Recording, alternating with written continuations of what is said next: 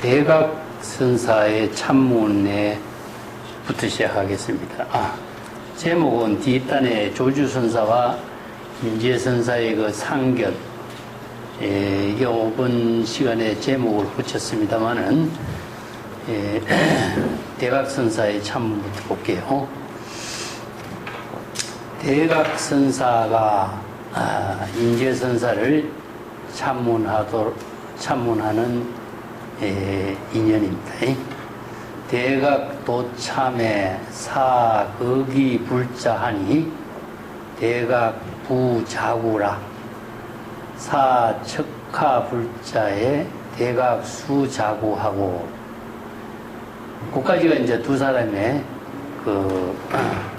대화를 마치고 대각수자구하고 입성당하니 중성운 저성막시 화상친고로 불예배하고 우불깃방하고,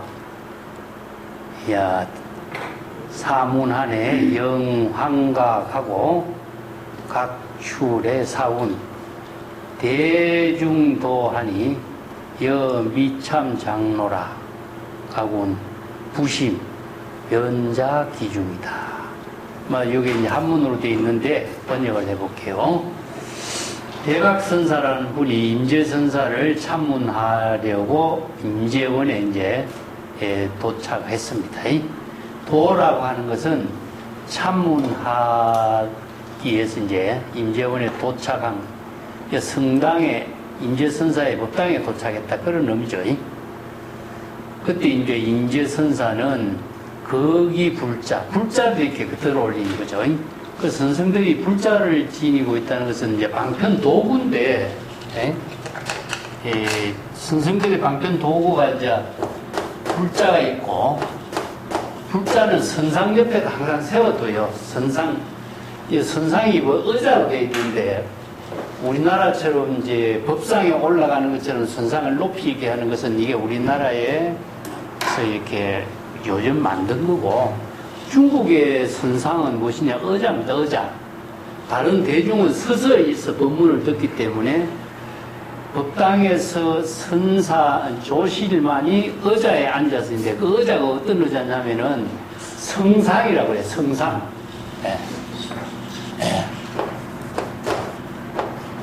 성상이라고 하는 말입니다, 나오는데. 이 성상이란 말이 무엇이냐면은, 끈으로 만든 의자입니다, 끈. 틀은 의자의 형식으로 나무로서 의자의 틀을 만들어 놓고, 앉는 자리는 끈으로 이렇게 만든 거예요. 이제 중국에 이런 의자가 많이 있었어요. 그리고 이제 남쪽에 내려오면은, 임재선사가 앉은 초상화 같은 것을 보면 전부 다 대나무 의자예요. 대나무로 만든 의자거든요. 남쪽에 대나무가 많은, 뭐니까. 그래서 대나무 의자가 많고, 그래서 선성들이 이걸 법상이라고, 선상이 바로 법상입니다, 법상. 대중들은 서서 들었기 때문에 선성은 이제 앉아서 설법을 했다 하는 의미로 이제 선상, 법상, 여기 이제 뒤에 가면은 이제 임재선사와 마곡선사가 두 사람이 법상을 서로 앉으려고 하는 이야기가 나와요. 앞에서도 우리가 한번 봤죠. 법상이 높은 데 올라가는 것이 아니라 의자에 앉으려고 하는 거예요, 서로. 이 때문에 의자 옆에, 성상 옆에는 불자를 항상 두고 있었고, 이제 주장자의 방이죠. 주장자를 방이라고 하는데,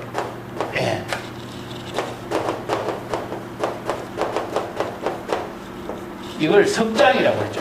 석장이라고 했죠. 원래는 이제 석장이라고 하는데 이걸 주장자라고도 하고, 그래서 대나무로 만든 주장자라든가 석장 이런 옛날에 육조해능하고 현각선사가 그 이야기할 때 석장은 이렇게 6가지 고리가, 쇠고리가 걸려 있어가지고 길거리에 다니면서 벌레들이 도망을 가도록, 발에 밟혀 죽지 않도록 이렇게 소리를 내도록 하는 것이 이제 석장의 의미가 있고 있는데, 그래서 이제 불자하고 방하고, 이제 할이 이제 임재가 할을 많이 해주죠. 이건 이제 포함인데. 불자를 가지고 항상 옆에서 세워두다가, 불자를 법상 옆에 놔뒀다가 이제 수행성들이 인사로 오면은 말을 하지 않고 인사를 받아들이는 거예요. 아, 어서 오시오 하는 그런 의미로. 그래서 불자를 드는 것은 이제 참배하러 온 사람들에게 인사를 하는 거예요. 그렇기 때문에 왜 불자냐면은 이것은 이제 방편 도구이기 때문에 지혜로운 작용을 하는 도구죠. 자신이 몸과 마음과 하나가 된 경지, 여기 도구라고 하는 것은 자신의 방편 도구이기 때문에 방편 지혜를 실행하는 거죠. 그 방편 지혜를 제시하는 거기 때문에 불자 방편 도구로 가지고 방편 지혜를 제시하는 거기 때문에 이것은 불자를 가지고 수행성들을 맞이하는 인사를 하는 것이나 말을 하는 것이나 똑같아요. 근데 방편 도구로서 불자를 제시하는 것하고 방망이로 하는 것은 무엇이냐? 불성의 전체 작용이라고 해요. 네, 이게 선성들의 하나의 독창적인 언어로 이야기하면은 방편의 언어를 빌려갖고 이야기해야 되잖아요. 근데 여기 이제 도구를 가지고 말을 하지 않고 인사를 하는 것은 온 몸으로 불성의 진체 작용이 온 몸으로 여실하게 제시하는 거예요. 이게 여시설법이 되는 거죠. 네. 자기 본분사에 모든 살림살이를 여시설법하는 그런 인사의 의미를 두고 있습니다. 그래서 뭐 주먹을 내민다든가 할을 한다든가 불자를 든다든가 주장자로서 방망이를 친다든가 하는 것은 단순하게 자신이 방편 도구를 제시하는 진여일심의 지혜로 불성의 전체 작용으로 지금 여기 자기 본분사의 지혜 작용을 그대로 제시하고 있는 거죠. 그래서 대각선사가 참문했을 때 임재선사는 불자를 들고서 어서 오시오 이렇게 인사를 하는 거나 마찬가지입니다. 그러면 대각선사는 자구라고 하는 것은 이제 방석을 핀다 하는 것이 있는데 여기서 자구는 무엇이냐면은 인사하는 그런 의미를 두고 있어요. 보통 큰 방석을 짊어지고 다니는 것이 아니라 그냥 이렇게 예배석이라든가 이런 거 할 적에 우리가 자구를 깔고 앉는다든가 자구를 피고 예배를 한다든가 이런 의미를 두고 있어요. 그렇기 때문에 자구를 펴서 인사를 하는 거예요. 인사. 자구를 피는 것 자체만 해도 이제 선지식에 인사하는 애를 다하는 모습인 거죠.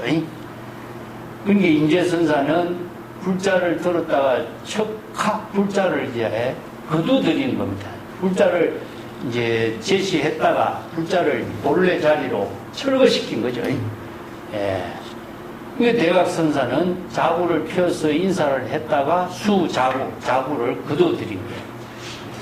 근데 이제 불자를 들었다가 불자를 철거하는 것이나 자구를 폈다가 자구를 거두드린 것이나 이것은 똑같이 서로서로의 말을 하지 않고 불성의 전체 작용으로 자기 본분사의 지혜로운 살림살이를 바르게 제시하고 있는 거죠. 그리고 나서 대각선사는 자구를 걷어서 성당으로 들어갔다. 대중과 함께 대중이 살고 있는 성당에 들어가서 자신의 자취를 다 숨기는 겁니다. 자취를 남기지 않는 거예요. 흔적을 없앴다 하는 성당과 하는 것은 일체 중생과 함께 하는 자기 본분사의 묘용을 자취나 흔적을 남기지 않는 그런 행동을 이렇게 표현해요. 이런 모습을 본 대중 성녀들이 말하기를 중성문 이 말은 대각선사라는 사람이 임재선사를 참문하러 왔는데 그 인사도 제대로 하지 않고 어떻게 행동만 이렇게 하고 성당에 들어갔는지 모르겠다. 그래서 대중이 이제 이런 모습을 보고 저석하는 것은 대각선사를 이야기합니다. 저 대각선사는 막시 화상 친고로 화상과 친분이 있기 때문에 예외도 하지 않고 또 화상으로부터 다른 사람은 방망이를 많이 맞았는데 화상으로부터 방망이도 맞지 않고 그런 거 아니냐. 대중은 이렇게 생각하는 거죠. 너무나 임재선사와 친한 사이의 선생이기 때문에 참문하러 와서 다른 사람은 다 임재선사에게 항을 맞거나 방망이를 맞거나 하는데 대각선사는 전혀 임재선사로부터 친한 친분이 너무나 친한 사람이기 때문에 예배도 하지도 않고 그렇다고 해서 방망이를 맞는가거나 할을 광을 치는 그런 꾸지람을 받는다거나 이런 경책도 받지 않는다. 자, 이런 이야기가 대중들 사이에 이제 알려지게 된 거죠. 그리고 임재선사가 그런 소문을 듣게 된 거죠. 대중들이 대학선사가 참문하고 나서 임재선사하고 친하니까 방망이도 맞지 않고 예배도 하지 않고 그랬다. 그래서 이런 소문을 듣고 임재선사가 대각선사를 다시 부른 겁니다. 대각선사를 불러오도록 지시를 했어요. 시자에게. 그래서 대각선사가 다시 임재선사 앞에 나와서 이때 임재선사가 뭐라고 대답했냐면 대중들이 이렇게 말하고 있다. 여미 참 장로라. 그대가 장로는 뭐냐면 주지를 장로라고 해요. 장로를 주지를 참문하지 않았다고 여러 대중들이 웅성거리고 이야기를 하고 있다. 주지나 조실이라든가 장로를 참여했으면 인사도 해야 되고 예법하게 A를 갖춰야 되는데 그 주지를 참문하고 와서 A도 안 고치고 그렇다고 임재선사께 방망이도 맞지 않고 그런 것은 무엇이냐. 임재선사하고 너무나 친분이 있기 때문에 그런 것이 아니냐. 자, 여기서 수행도량에서 개인적인 친분을 가지고 수행자의 모든 그 어떤 정신을 흐리게 한 것이 아니냐. 이런 소문을 이제 하는 말에 대해서 대각선사에게 임재선사가 이렇게 이야기한 거죠. 왜 장로라고 하는 말은요, 장로 사리자 이런 말 있죠, 그죠? 장로 수보리 이런 말을 했죠, 경전에서. 그래서 이제 백장청교에서 나이가 많은 주지를 장로라고 해요.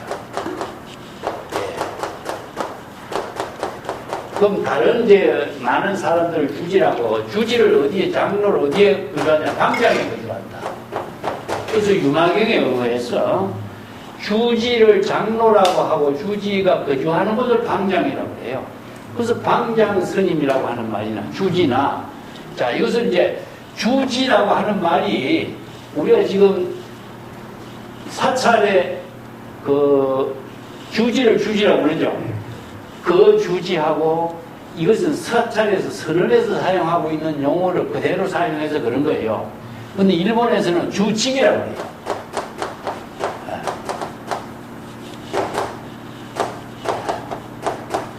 사찰의 업무를 맡는 사람이라 주지라고 해요. 이거 이제 주지고, 주지는 무엇이냐면은 법집입니다. 법을. 정법을 주지한 사람을 주지라고 합니다. 이게 정법을 주지하기 때문에 장로가 되고 방장이 되고 정법을 선할 수 있는 거죠. 그죠? 그래서 이제 정법을 깨달아 체득해서 이심전심으로 정법을 수지한 사람이 주지가 되는 거예요. 나이에 관계없어요. 그렇기 때문에 이제 주지는 바로 방장이 되고 또 장로가 되고 대중들에게 설법을 할 수 있는 능력을 갖추는 사람들이죠. 그래서 여기 장로를 참문하지 않았다고 대중들이 이야기하고 있다. 그 주지를 참문했을 때 인사도 제대로 하지 않고 이런 이야기가 대중들에게 웅성거리고 있다. 그러니까 대각이 하는 말이 부심은 미심과 같아요. 미심. 미처 살피지 못했습니다. 이런 뜻입니다. 미심. 부심. 똑같은 말입니다. 미처 헤아려 살피지 못했습니다. 이거 A가 부족했습니다. 이런 뜻이에요. 이 때문에 제가 참 A가 부족했습니다. 이런 말로 진짜 겸손한 말로 산 거죠. 변자 기중이다. 그리고 나서 바로 대중의 처소로 되돌아갔다. 그래서 여기서 뭐냐, 부심이라고 하는 말은 인사말이나 마찬가지죠.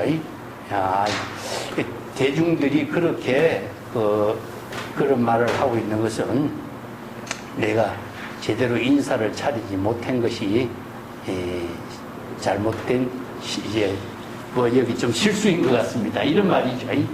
근데 여기에 사실상 대각하고 임재선사는 똑같은 안목을 갖춘 대선지식이죠. 그렇기 때문에 굳이 말로 통하지 않지만은 행동으로서 불성의 전체 작용으로서 이심전심으로 대화를 하고 도구로서 이야기하는 그런 관계가 되는 거죠. 이 언어라고 하는 것은 부득이 임시 방편으로 이야기하잖아요. 이게 지형관계라든가 이런 경우에서는 말을 하지 않아도 바로 대화를 나눌 수 있는 그런 능력을 갖추게 된 것을 말하죠. 그래서 임재선사와 대각선사는 동문으로서의 똑같은 안목을 부족한 선지식의 입장에서 선문답을 하고 있는 입장. 그리고 성감으로 마지막에 대각선사가 대중들의 처소인 대중들의 처소가 있는 대로 되돌아갔다 하는 것으로요. 이도 자신의 흔적도 남기지 않는 자신의 모습을 그대로 행동으로 보여주는 거죠. 대중들이 살고 있는 곳은 무엇이냐? 자신이 부처의 세계에서 사는 깨달음의 경지에서 주지로서 어떤 하나의 권위를 가지고 자신의 모습을 드러낸다면 대각이 여기서 교만한 사람으로 등장해요. 근데 대각은 자기 본분사의 일을 다 마치고 나서는 대중의 처소에 성당으로 되돌아가요. 자신의 존재를 모든 자신의 흔적을 남기지 않아요. 이거 뭐냐? 일체 중생과 함께하는 본분사의 묘용을 실행하고 있어요. 그래서 임재는 어떻습니까? 임재는 법당에서 자기 본분사를 하잖아요. 대각은 뭡니까? 바로 대중과 함께하는 본분사를 하고 있는 거죠. 그래서 이제 여기에 임재와 대각은 대단한 안목을 갖춘 사람이기 때문에 시절 인연의 자기 본분사의 일을 굳이 방편의 언어를 갖고 이야기하지 않아도 온 몸으로 그대로 대화를 나눌 수 있는 지형관계가 되고, 그리고 자신의 존재를 전혀 드러내지 않은 그런 본분사의 묘용을 펼치고 있어요. 그래서 성당으로 되돌아갔다, 대중의 처소로 되돌아갔다 하는 것은 재불이 부처의 세계에 사는 것이 아니라 재불은 중생의 세계에 살아야 돼요. 이게 바로 초연상경이잖아요. 그죠?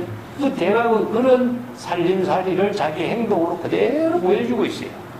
그래서 대각이라는 인물은 구체적으로 어떤 인물인지 우리가 정기라든가 이런 것이 드러나지 않지만은 임재와의 쌍벽을 이루는 안목을 갖춘 선지식으로 이게 등장하고 있는 것을 우리가 볼 수 있어요. 그러니까 이만큼 자신의 존재라든가 신분이라든가 생애라든가 이런 것이 드러나지 않는 선성들이 엄청나게 많았던 거죠. 굳이 드러나고 있는 것은 제3자에 의해 가지고 언옥이라는 것이 기록으로 남았기 때문에 우리가 오늘 역사적으로 그러한 사실을 객관적으로 이해할 수 있는 것이지만은 선성 한 사람 한 사람은 전부 다 뭡니까?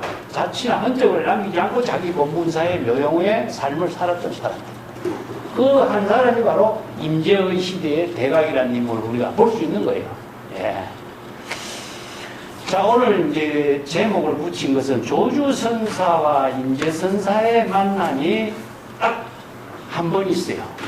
여기서 조주록에도 이 똑같은 내용으로 이 자료가 전해지고 있고, 임재록에도 똑같은 내용의 자료가 전해져요. 그런데 임재록에는 임재가 주인공으로 등장하고, 조주록에는 조주가 주인공으로 등장해요. 왜 그럴까요? 어록은 기록하는 시자들에 의해서나 기록이 되거든요. 그렇기 때문에 시자들이 기록하면서 자기 스승을 주인공으로 기록하는 객관성을 갖고 있어요. 이게 이제 우리가 조주와 임재와의 대화의 내용도 똑같아요. 똑같은 내용이 똑같이 전하는데 주제만이 달라. 주인공만이 다른 거예요. 그래서 오늘 이제 이 부분을 조주선사와 임재선사는 똑같이 진주지방에 북쪽 지방에 가까운 거리에서 살았어요.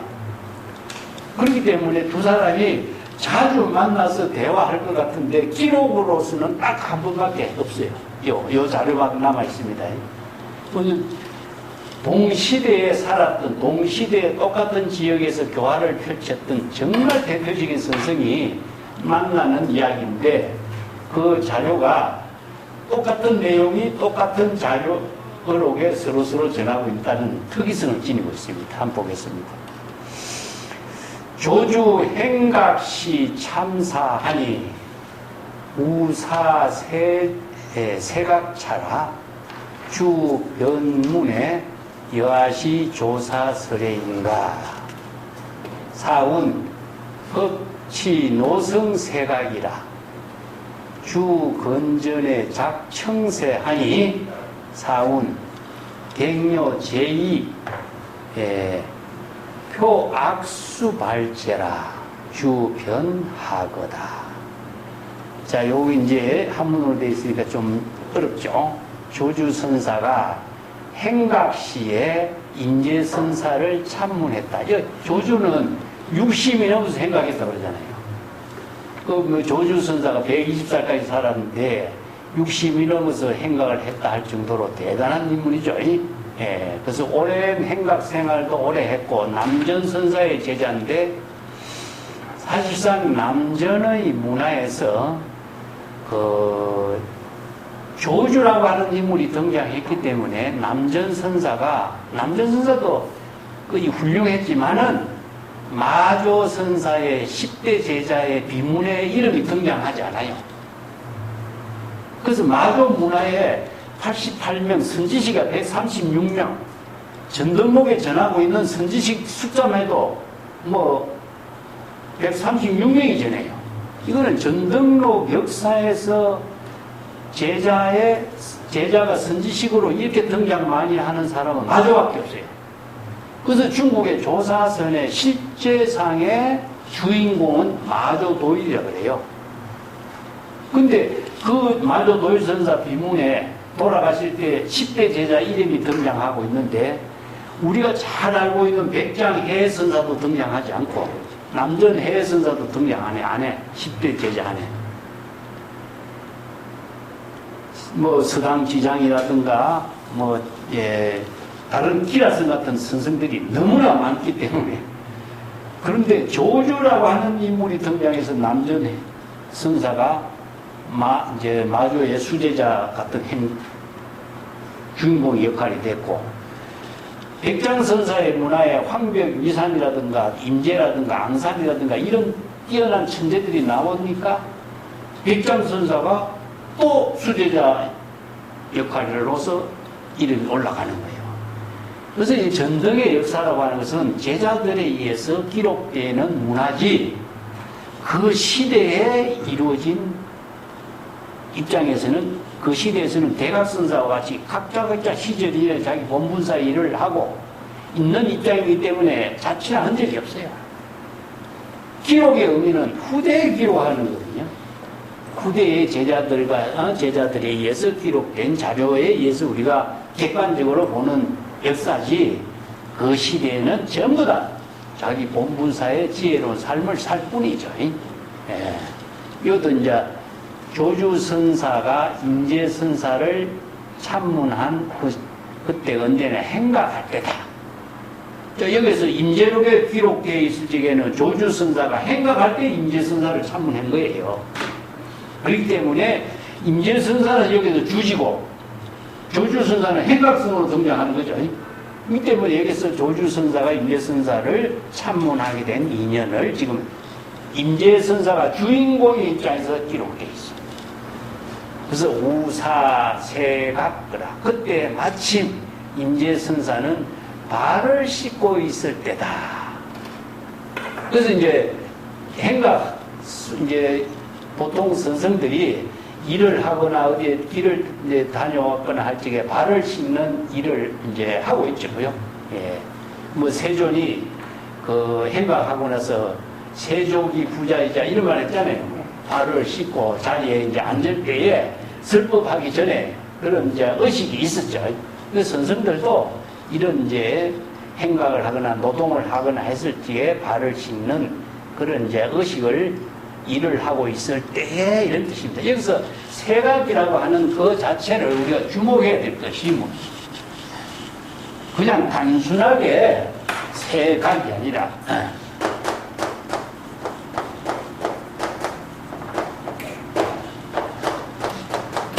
지금 여기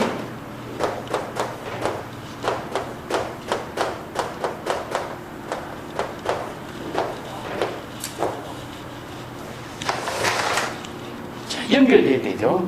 임재선사가 조주선사가 임재선사를 참문하러 왔을 때에 마침 임재선사가 발을 씻고 있는 그 찰나다 이거예요. 차라고 하는 것은 임재선사가 발을 씻고 있는 그 때에 만나게 된 거예요. 이게 차. 이게 그 현재 진행의 상태죠. 그래서 조주선사가 질문을 해요. 이와시 조사 설례인가? 자, 여기에 임재록에도 조사 설례에 대한 질문이 여러 번 나왔죠.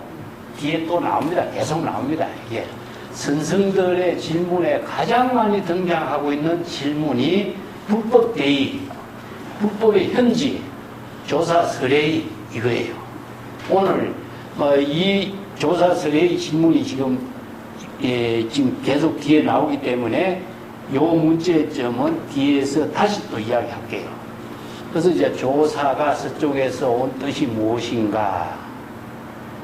근데 달마대사가 인도에서 중국에 온 뜻이 무엇인가? 이게 바로 이제 조주선사는 유명한 본문이 나오죠. 뜰 앞에 잣나무라고 했죠. 그죠? 근데 여기에 조주선사는 행각시예요, 생각.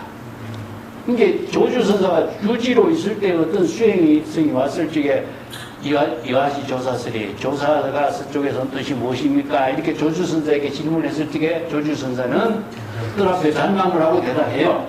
그리고 판치생모라고도 대답해요. 판치생모. 유명한 본문인데 똑같은 질문인데 대답이 다 달라요. 예, 판치생모.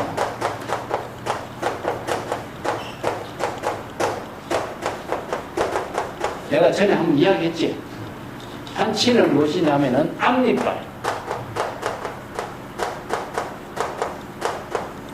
생모는 뭐냐? 곰팡이. 달마조사가 면벽 9년 했죠. 그죠? 소림사에서 9년 동안 면벽해서 말을 하지 않아서 앞니빨에 곰팡이가 피었다. 이런 뜻이에요.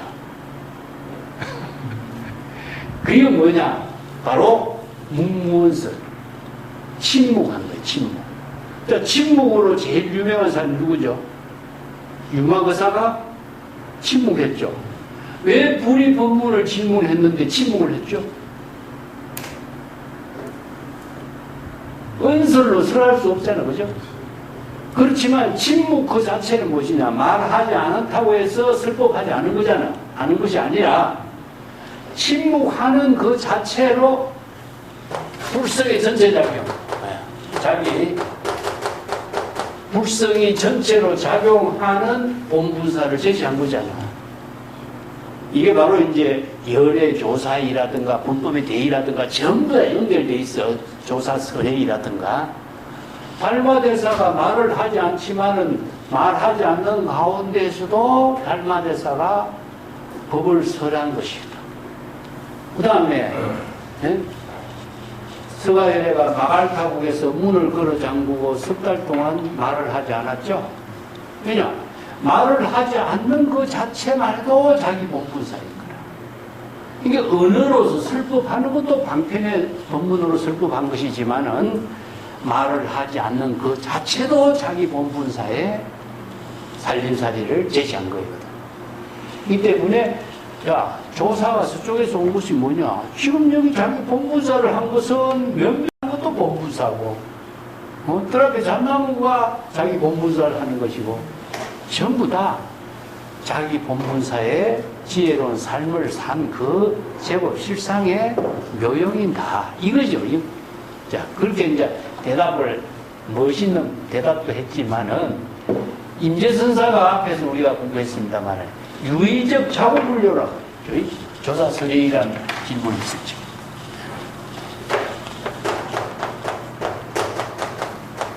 유의적 자고분류라.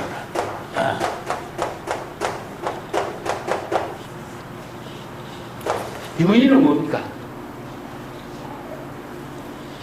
자, 자아의식으로 중생심으로 이런 뜻이죠. 중생심, 의식의 작용이 있으면은 이런 뜻이죠. 심의식의 작용이 있으면은 무엇이죠? 바로 육질의 대상경계가 만들어지니까, 육질의 대상경계가 만들어지는 사람은 전부 다 생사에 윤회하게 되는 거고, 생사에 윤회하게 되겠죠. 그 때문에 유의, 중생심으로 마음의 자의식으로 대상경계를 인식한다면 대상경계를 판단하고 생사윤회에 타락하기 때문에 자기 스스로도 구제할 수 없는 중생이 된다, 이런 뜻이죠. 그렇다면 조사설례의 조사에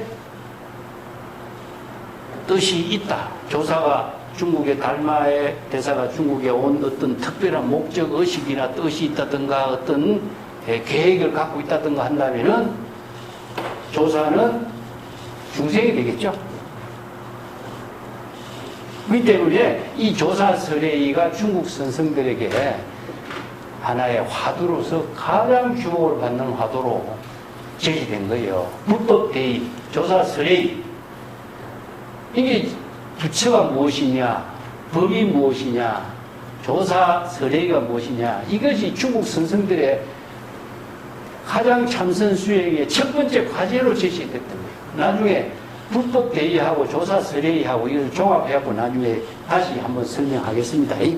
여기서는 조주선사와 임재선사의 대화를 갖고 한번 볼게요. 자, 어떤 것이 조사가 서쪽에서 온 뜻입니까? 이런 질문을 했을 적에 임재선사는 뭐냐냐? 흡치 노성세각이야. 흡치, 지금 딱 노성이 발을 씻고 있는 그 인연을 그대와 함께 만나게 되었다, 이런 뜻이죠. 흡이라는 것은 흡사, 때마침 내 노성, 자기 자신이죠. 내 노성이 지금 발을 씻고 있는 그 시절 인연을 만나게 되었네. 이게 뭐냐?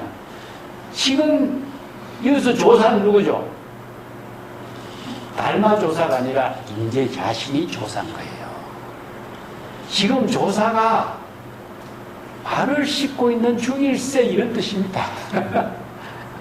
그래서 조사가 누구예요? 재불열의 조사가 대상으로 존재합니까? 재불열의 조사를 대상으로 인식하고 있으면 어떻게 되면 중생이 돼요. 유의가 돼요. 유의가. 경전에서 설하고 있는 열의, 재불열의 부처나 조사나 뭐 달마 조사를 대상 경계로 어느 문자로 명상으로 이해를 하면은 중생심으로 육질의 대상 경계를 인식하는 달마 조사, 재불열의 부처가 대상 경계가 되겠죠. 이거 유의가 됩니다. 그렇다면 여기서 흡직하는 것은 뭐냐? 때마침 조사가 발을 씻고 있는 중에 노성이 발을 씻고 있다가 이어서 조사라는 말을 노성이라고 바꾼 거예요. 조사라고 할 게 뭐냐? 바로 노성이 발을 씻고 있는 중에, 이 말이야. 뭐 굳이 달마조사 이야기할 거 뭐 있어? 지금 여기에 노성이 발을 씻고 있는 인연을 그대는 만나고 있네, 이런 뜻이죠. 잘 보라 이 말입니다. 조사가 지금 발을 씻고 있는 모습을 잘 보라 이거야. 조사를 왜 다른 데서 찾으려고 하느냐? 달마 조사를 갖고 와서 이야기할 건 뭐냐? 지금 노성이 발을 씻고 있는 걸 잘 보라. 이것을 지금 행동으로 직접 보여주고 있는 거예요.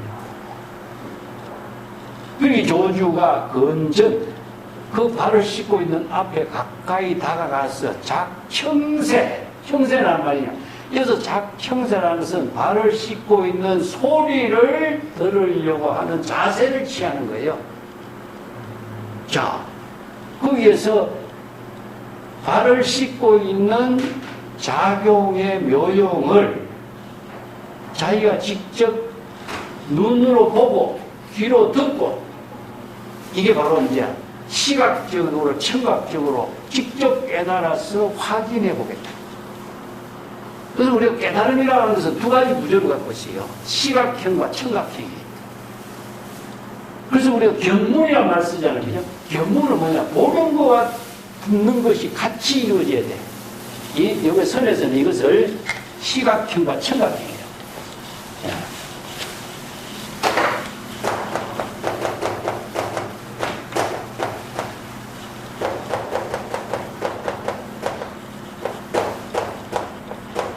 자, 시각은 무엇이냐면은, 견색명식. 청각은 무엇이냐? 문성오도.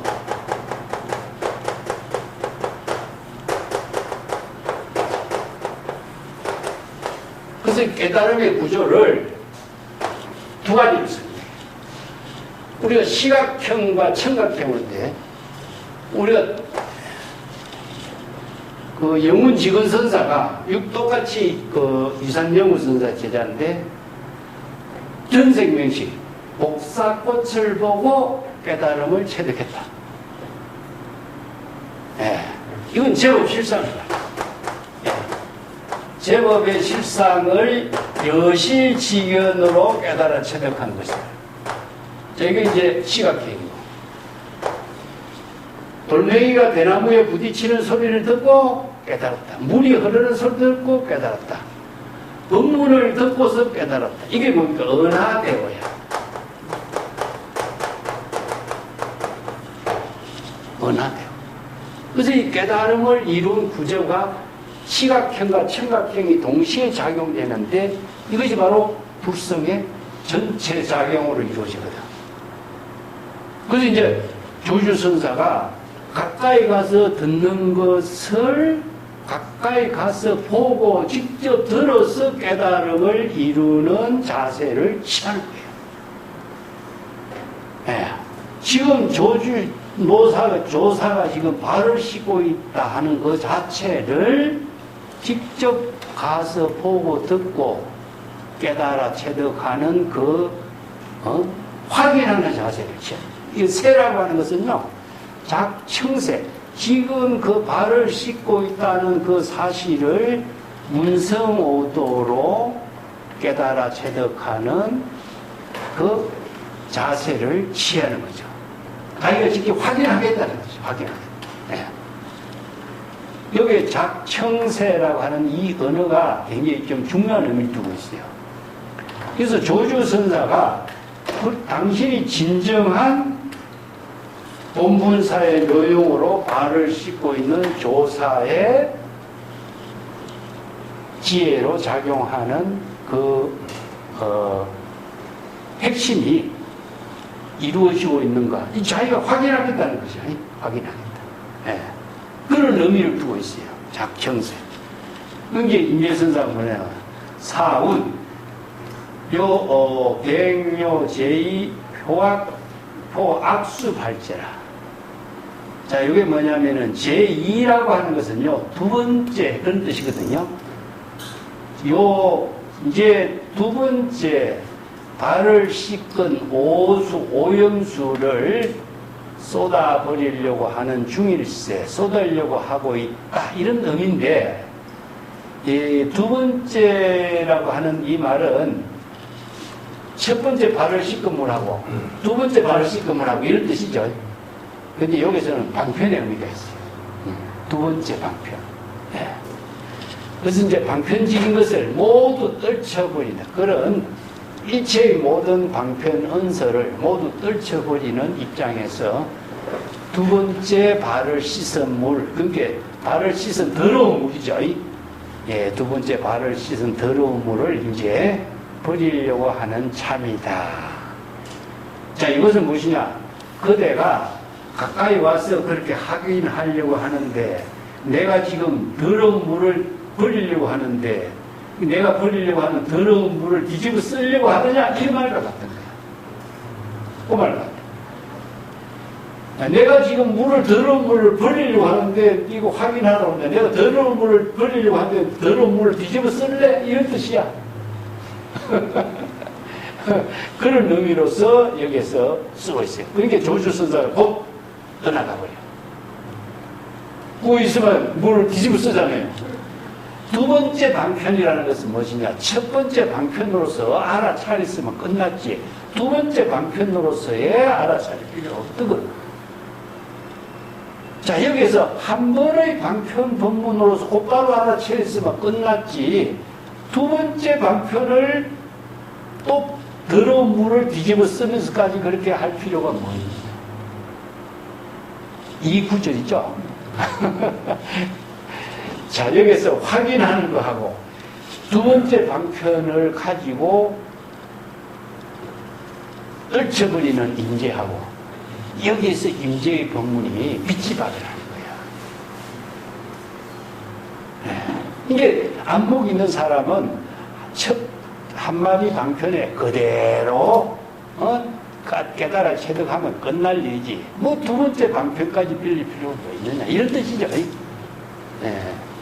이 조주선사가 거기서 곧 바로 자리에 떠났다. 이 조주의 안목이 뛰어났기 때문에 거기에서 두 번째 방편에 오수를 뒤집어 쓸 필요 없는 거죠.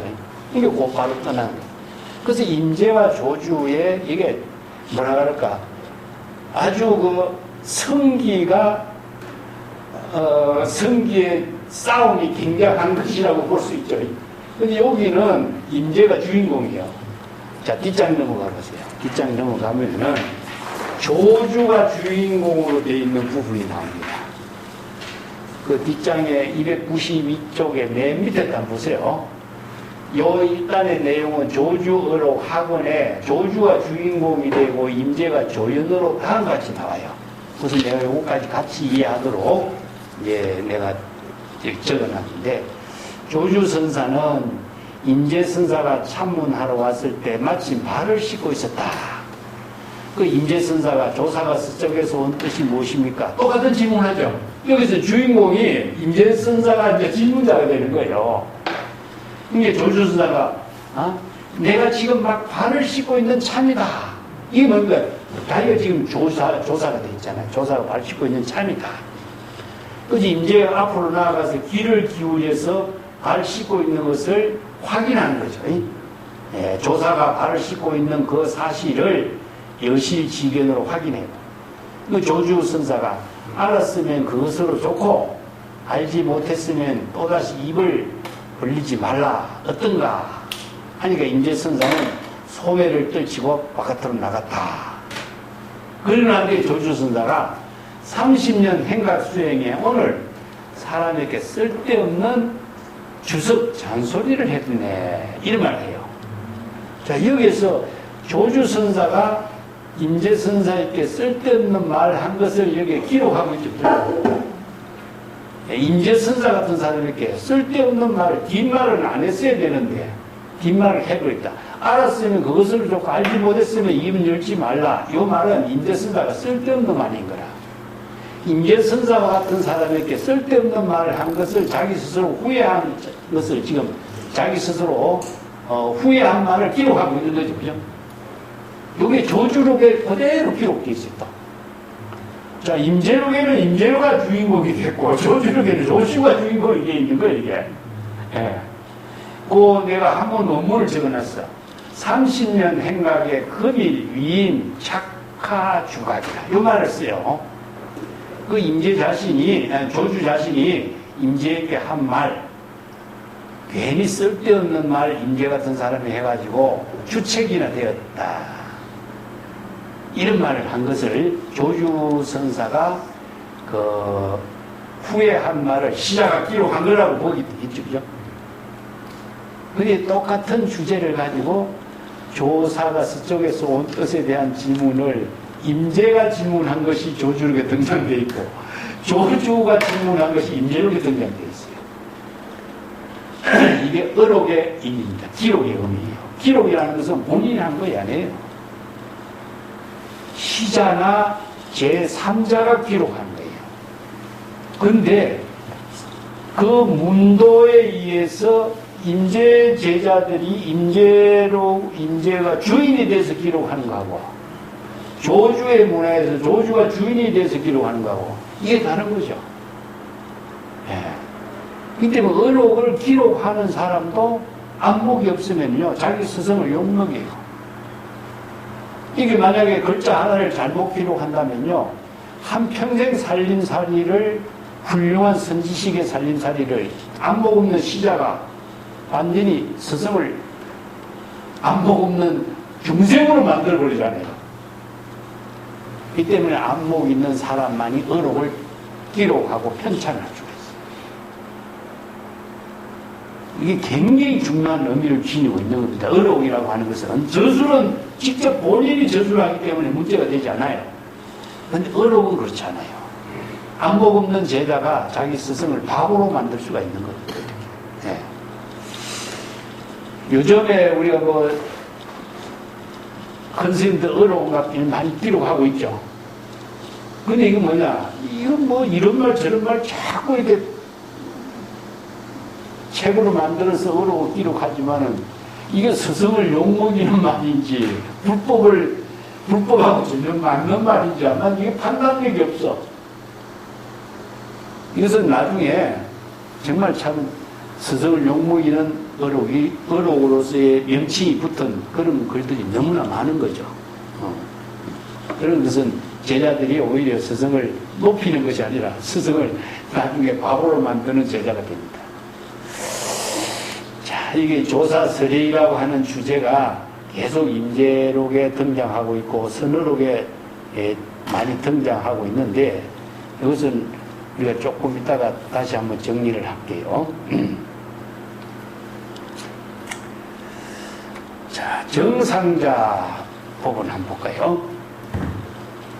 18단 정상자의 대오. 정상자는 이분도 정기가 그렇게 분명하진 않는데 임재의 제자로서 등장하고 있고, 설봉어록이라든가 벽언록 등에 가끔 이제 이름이 등장돼. 그래서 이제 설봉의 제자들하고 선문답을 나눈 이야기도 등장하고 있지만은, 임재록에서 이 정상자라고 하는 인물이 깨달음을 체득한 내용으로서 상당히 중요한 의미가 있어요. 그래서 내용을 이해하기도 좀 어렵지만은 이 주제를 오늘 공부해 봅시다. 정상자의 대오, 이런 뜻이죠. 유정상자가 있으니 도 참문하니 여하시 불법대의입니까? 주제가 뭡니까? 이 불법대의죠. 자, 조사설의 불법대의, 이게 선어록의 선성들의 구도의 가장 큰 과제예요, 가장. 그 앞에서도 우리가 불법대의 많이 나왔습니다. 그래서 임재선사는 이런 질문을 하고 있는 정상자를 향해서 성상에서 내려왔다. 아까 성상이라는 얘기 썼죠? 이 성상이 바로 법상이에요, 법상.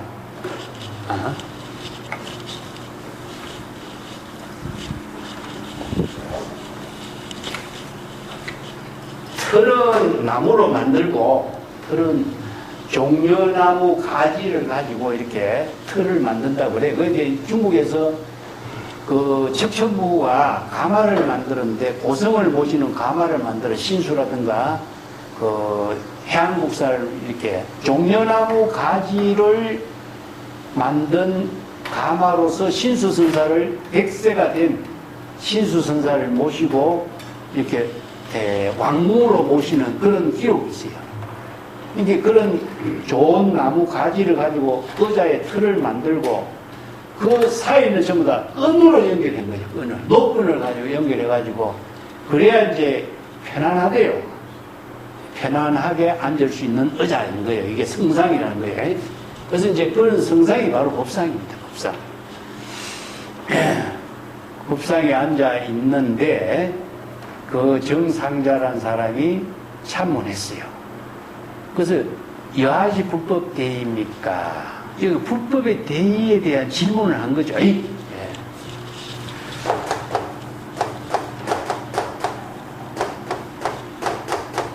인재력을 공부하면서 우리가 불법 대의 굉장히 많이 나왔죠. 예. 사실상 불법 대의라고 하는 말을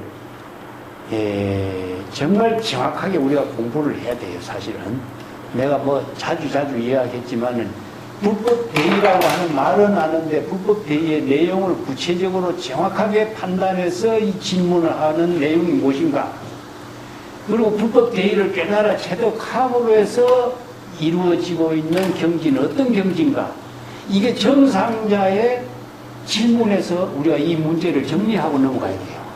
네. 그래서 어떤 것이 불법 대의입니까? 이걸 질문하니까 임재선사가 법상에서, 성상은 법상입니다.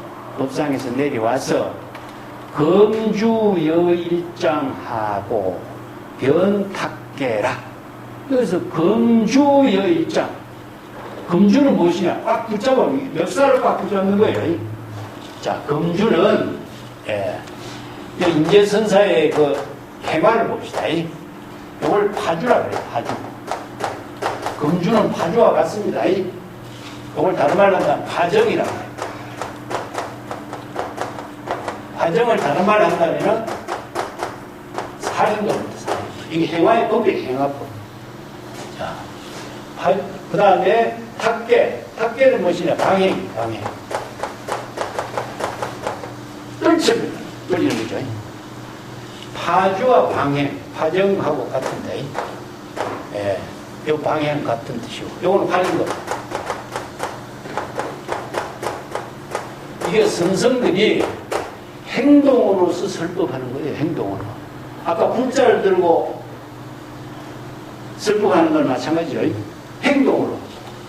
그러니까 불법의 대의가 무엇인가라고 질문을 했는데, 이것을 말로서 설명을 한다 하는 것도 한마디로 설명이 안 되겠죠.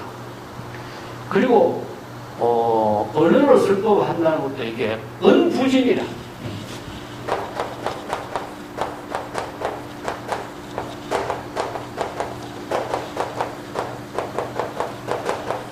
말로서는 불법의 대의를 다 설할 수가 없어. 아무리 많은 말을 하더라도 말로서 설명을 다 할 수가 없어. 그래서 중국 선설들이 부득이 불법의 대의를 불성의 전체 작용으로 온 몸으로 행동으로 설법하는 것이 바로 불자를 들고 주장자를 들고 하를 하고 이렇게 파주와 방행, 살인도 활임금이라고 하는 구체적인 불성의 전체 작용으로서 그대로 실행하는 거예요. 이게 바로 중국 사람들이 갖고 있는 하나의 행동한다든가 은행록, 그 어록이 말로 하는 설법도 있지만 행동으로 하는 설법이라. 그래서 은행록으로서 설하는 독자성을 갖고 있습니다. 그리고 도시적인 사고는 지난번 이야기했죠. 언어로 설할 수 없기 때문에 부득이 뭐라고 쓰냐면은 원상을 그린다든가 아니면은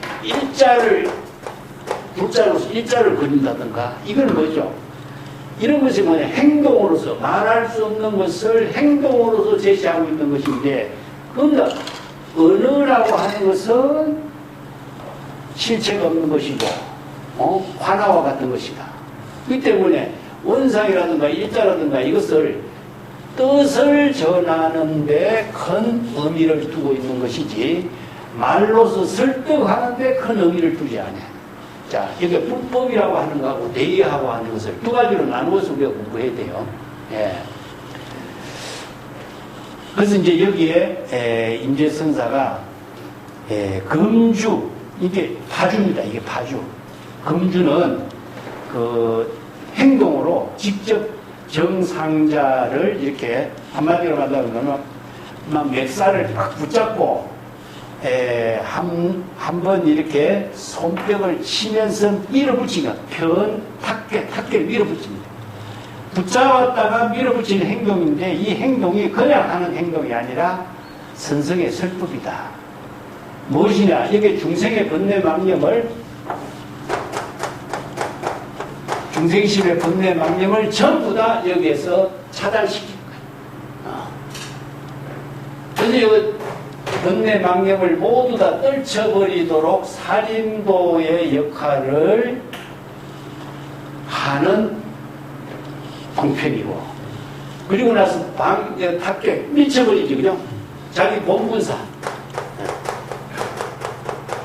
본분사의 지혜를 펼치도록 하는. 그래서 망령을 비우도록 하는 법문.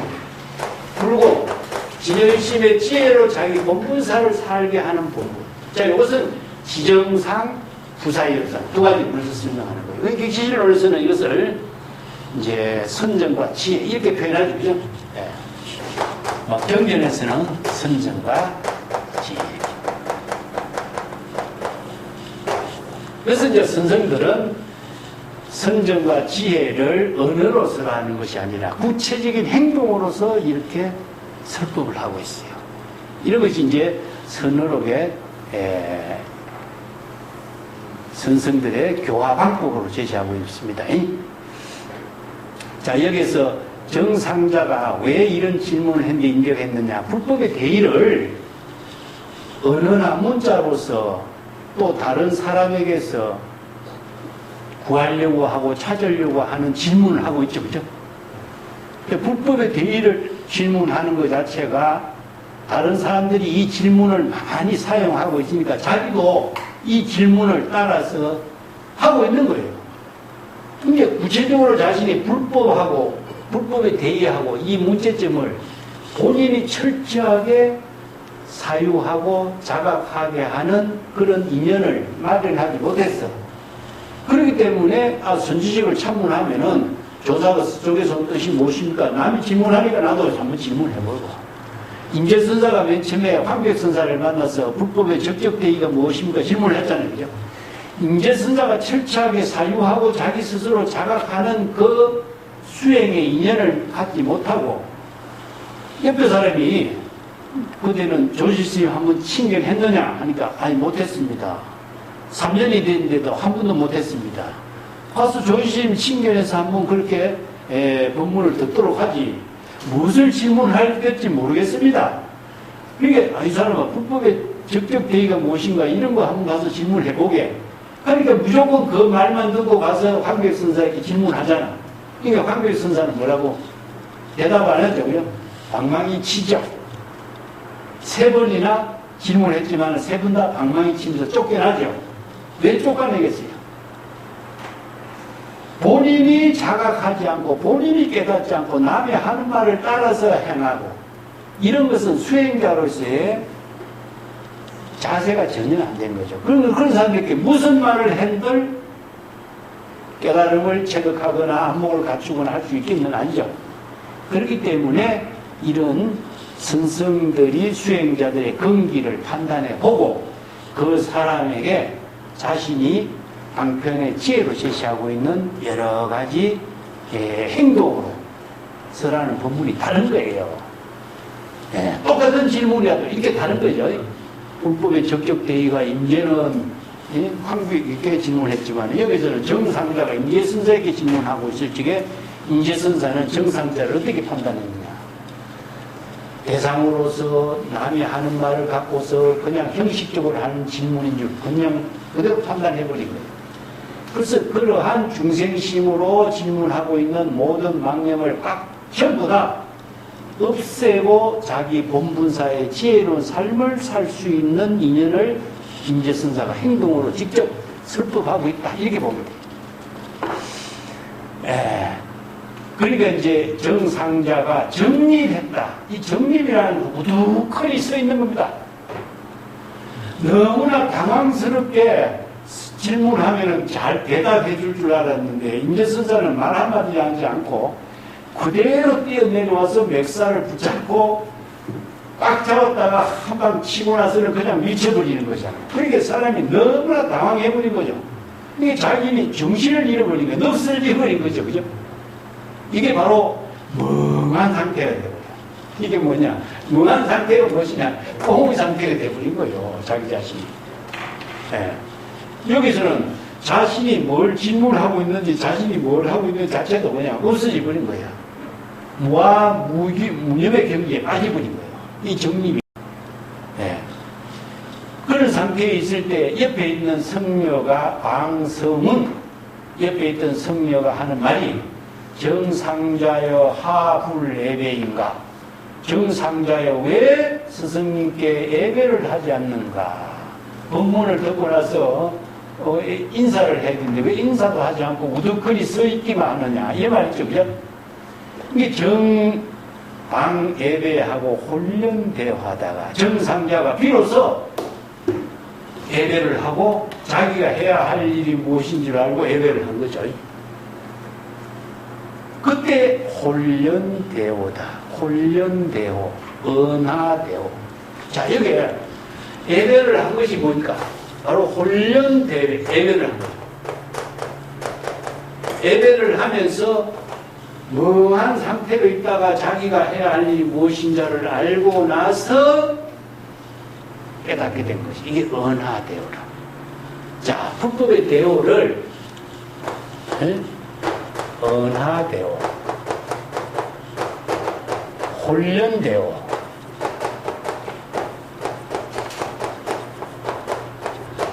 자, 이것을 도노대오라. 도노라고 해요.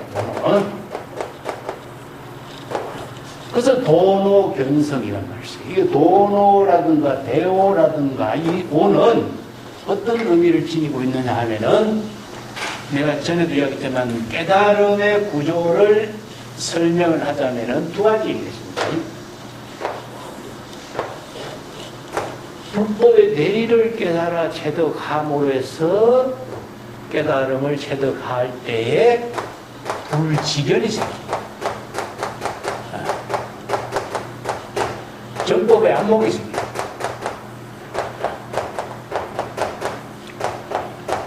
임재의 입장에서는 진정 견해라. 자, 불법의 대의를 깨달아 체득하는 불법의 대의를 깨달아 체득했을 때 생기는 깨달음의 힘은 무엇이냐? 안목이 구조돼요. 자, 그리고 불지견으로서 중생심의 망념을 자각할 때는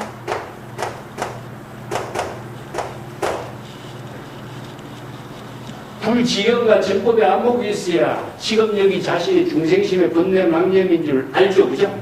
예.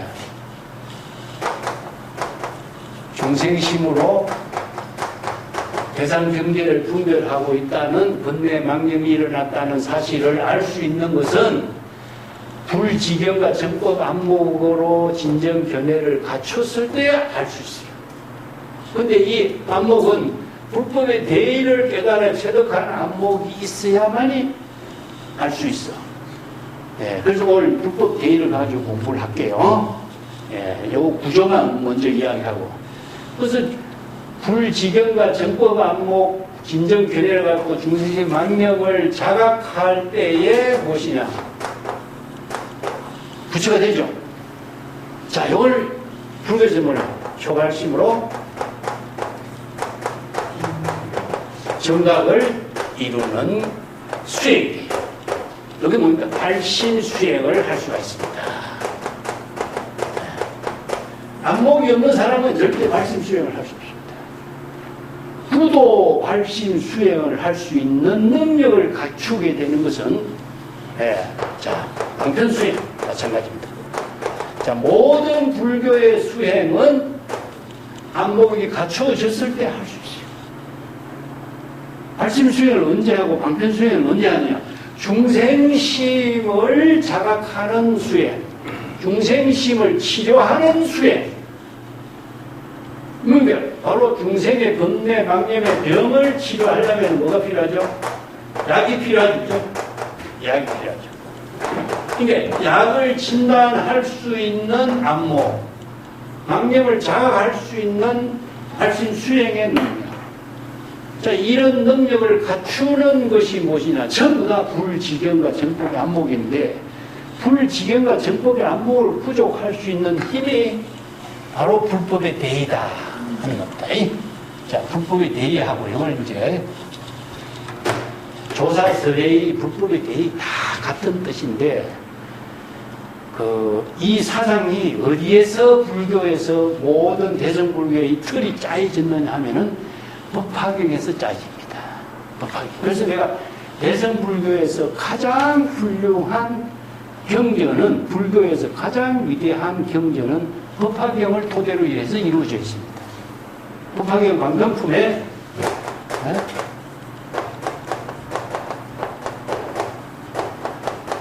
제불이 출세하는 보는역이 나오죠, 그죠?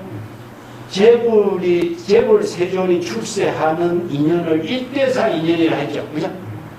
1대사 인연인데, 1대사 인연은 일체 중생들이 모두 다 생사윤회의 고통에서 벗어나서 정법의 안목을 부족하고 불지견을 부족할 수 있도록 방편법문으로서 설법했죠, 그죠? 방편법문을 개시 오입해요. 방편법문을 깨달아 체득했을 때 불지견이 생깁니다. 이게 뭐냐? 불법이죠.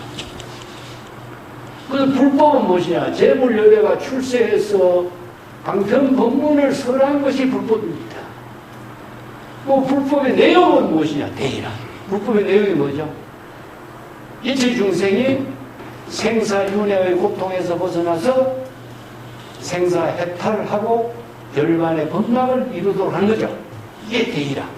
불법에서 설하는 방편법문의 내용은 일체 중생이 모두 다 생사윤회를 벗어날 수 있는 북성, 법성, 연애량을 부족하고 있다.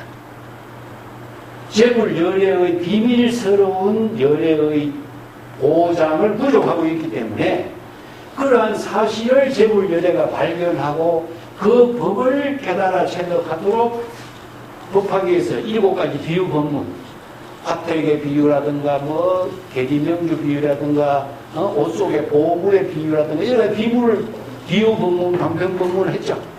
그래서 이 방편 법문으로 설한 의미가 무엇이냐? 일체 중생이 모두 다 본래 열반, 열애장, 불성, 제불 열애와 똑같은 진여 자성을 부족하고 있기 때문에 이 진여 자성을 깨달아 체득하도록 방편 법문을 설한 것이 불법이고, 그러한 대의를 여러분들이 깨달아 체득했을 때 안목이 생기는 거예요. 그래서 이 안목을 갖췄을 때 무엇이냐? 여러분들이 중생의 심과 중생의 심을 진단할 수 있는 능력이 나오고, 방편의 지혜로 출세간의 방편지혜의 법문을 설할 수 있는 능력이 있기 때문에 방편지혜로 설법할 수 있는 능력이 나와. 그러니까 자기 스스로를 중생의 병을 구제하고 자기 스스로를 제불열애 보살같이 공덕행으로 법공양을 이루고 해양할 수 있는 능력을 부족할 수가 있죠. 그런 능력을 갖추도록 하는 것이 바로 불법이 되니라. 이 불법에 설하고 있는 법화경에서 제불열애의 보는력, 이게 제불열애의 보는력이라고 그래. 제불열애가 출세한 본래 원력의 힘이 무엇이겠어요? 바로 출세분해라고 하는데, 일체의 제불의 보는력이 무엇이냐? 내가 불도를 수행하는 것과 같이 널리 일체 중생들을 하여금 모두가 똑같이 나와 같은 불도를 깨달아 체득하도록 하는 일이라는 거예요. 이게 보는력이다. 그 보는력을 실행하도록 하기 위해서 제불열애가 방편법문을 개시 오입해서 49년 동안 설법한 거예요. 그래서 49년 동안 설법한 법이 바로 이 방편법문입니다. 그래서 방편법문을 수지 독송하지 않고서는 불법을 깨달을 수가 없어요. 경전의 법문, 어록의 법문을 모르고 불법을 어떻게 깨달아? 아무리 불법에 대해 이 한마디 구절만 갖고 참선 수행을 한다고 불법의 본질을 깨달을 수 있겠어요? 경전과 어록의 모든 불법 공부가 튼튼하게 확립되지 않으면요, 아무리 평생을 해도 안 됩니다. 경전 공부를 철저하게 하고 법화경의 대성불교 경전 반야의 지혜를 이룰 수 있는 모든 법문을 완전하게 공부하지 않으면 불법의 대의라고 하는 이 한마디, 이 네 구절 모릅니다. 이 네 구절을 모르는데 어떻게 불지견과 안목이 생겨요? 안목이 없는 사람이 어떻게 중생을 구제해? 불가능합니다. 그래서 불법의 대의를 중국 선생들은요, 이걸 주제로 해서 참선 수행자에게 화두로 던졌어요. 이게 어디에 나오느냐? 육조단경이 처음 나와요. 자, 그대들이 안목을 갖추고 불법의 대의를 깨닫는 사람은 각자 깨달음의 경기, 반야의 지혜로서 개성을 하나서 지어서 나에게 바쳐라. 그러죠? 불법의 대의를 깨달은 사람만이 개성을 지을 수 있어. 그 개성을 통해서 그대들이 안목을 갖추는가, 불법의 대의를 깨닫는가 판단하고 그 안목을 갖춘 사람에게 법을 전하고 그 인가증명으로 가사를 전하겠다. 오조 홍인선사가 대중들에게 공포한 내용에 나와요. 그래서 이 한마디 법문에 의해서 중국 불교는 불교의 모든 경전의 법문을 불법의 대의 한마디로서 다 종합해버립니다. 이 한마디의 법문 안에 대성불교의 모든 방편법문 사상 가르침을 수용할 수 있는 능력을 갖추지 않으면 불지견 안목이 안 생겨요. 그 중국 선생들이 정법안장을 부족한다. 불법의 대의를 깨달은 사람이 정법안장을 부족하지. 그냥 정법의 안목이 생길 수가 없어요. 그래서 이 정상자가 불법의 대의를 깨달아 체득한 그 인연이 자기가 이 한마디 질문만 했다고 이것을 그냥 한꺼번에 체득한 것이 아니라 인재선사를 참문하기 전에 평생 공부한 살림살이가 인재선사의 인연을 통해서 깨달음을 이루게 되고 정법의 안목을 부족하게 된 인연을 이 한 대화에서 그대로 다 드러낸 거예요. 그래서 이 법문이요, 중국 선불교에서 굉장히 주목받는 법문으로 인용이 되고 있습니다. 그래서 우리 하나의 질문이 그냥 단순한 질문으로서 넘어간다면은 우리가 불법 공부를 못해요. 할 게 없어요.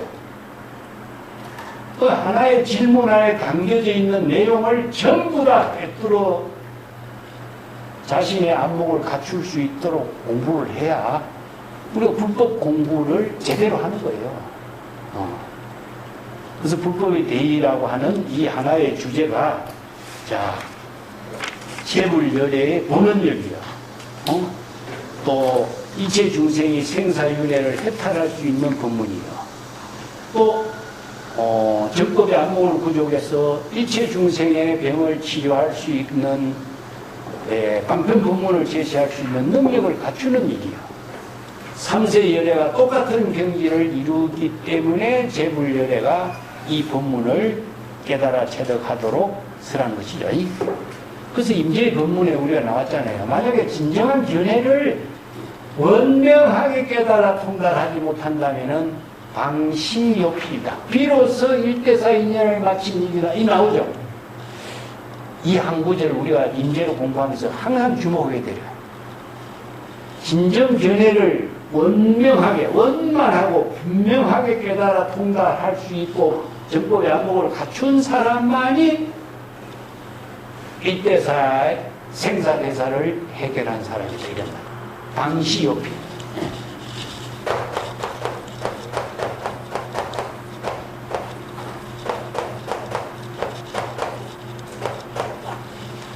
비로소 생사대사, 일대사 일을 마친 사람이라고 할 수 있다. 정법의 안목을 갖춘 사람만이 일대사의 생사대사를 마친 사람이다. 이런 뜻입니다. 자, 일대사의 일을 마치려면 불법의 대의를 깨달아 체득하지 않고 안목을 갖추지 않고서는 일대사 일을 마칠 수가 없어요. 재불의 본원력을 완전히 깨달아 체득하는 능력을 갖추지 않고서는 생사대사를 해결할 수가 없어. 그래서 정도가에도 나오잖아요.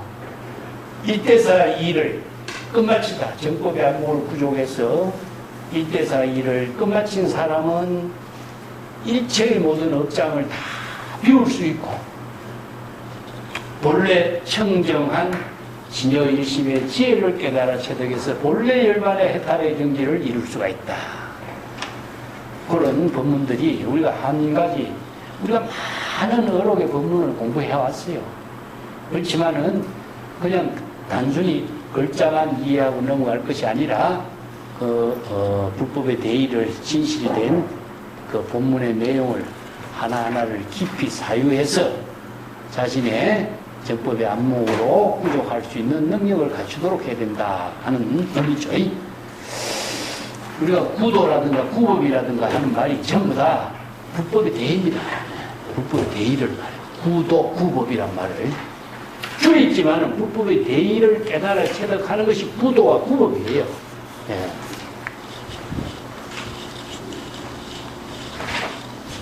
자, 구도와 구법이다.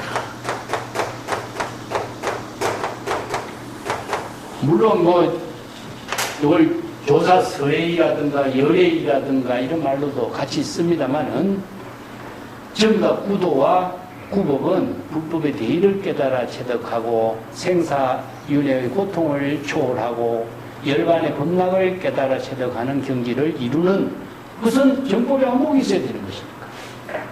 전부 다 그와 연결되어 있습니다.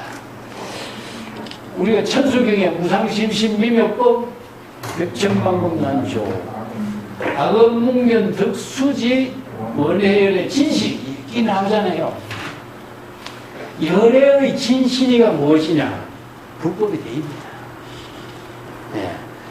열애가 설하는 불법의 가르침을 불법의 대의고 이게 바로 열애의 진실인데 열애가 일체 중생들에게 일체 중생이 본래 구족하고 있는 진여 열애 자성 불성을 구족하고 있기 때문에 그 법문을 설하는 것이 열애의 진실이잖아. 왜 설했겠어요? 일체 중생이 모두 생사윤회의 고통을 벗어나서 본래 열반을 깨달아 체득하고자 방편 법문으로 설하는 것이 재불열애의 본원력이고 재불열애의 본원력이 바로 열애의 진실이잖아. 그럼 열애의 진실이는 불법이 되이다. 다른 말로 한다면 조사설애입니다. 조사설애의 불법에 대의 전부 다 핵심의 내용은 같은 거예요. 예. 그것을 우리가 주제나 문제점만을 가지고 이해하지 말고 불법의 핵심으로서 바르게 깨달아 체득할 수 있는 수행자가 되어야 된다. 이런 의미죠. 불법의 대의를 깨달아 체득하지 못한다면 정법의 안목을 구족할 수가 없고 안목을 갖추지 못하면 생사대사를 해결할 수가 없고 방편의 지혜로 지금 여기 자기 본분사의 일을 공덕행으로 이룰 수가 없어요. 예. 그것이 바로 중국 선에서 정법 안장을 부촉하는 스승과 제자에게 이심전심으로 정법 안장을 부촉하는 정법의 의미를 여기다 둔 거예요. 불법의 대의를, 불법 대의를 전하는 것이 바로 정법이다. 그렇게 정리하고 넘어갑니다. 자, 정상자의 깨달음은 이런 큰 의미가 있습니다. 예. 뒤에는 마곡 보철선사는 아닌 것 같고, 마곡 보철선사는 그 마조의 제자인데, 인재선사보다도 한 세대 앞서, 선생이기 때문에 연대선으로 맞지 않고, 마곡산에서 활약한 마곡선사다. 근데 이 마곡선사의 법문은 앞에 임재록에 있는 임재록 2단의 대비천수천한 어느 것이 바로 정안인가 하는 질문이 있었죠. 그 부분하고 이 내용하고는 어록을 전하면서 기록에 조금 차질이 있는 것 같아요.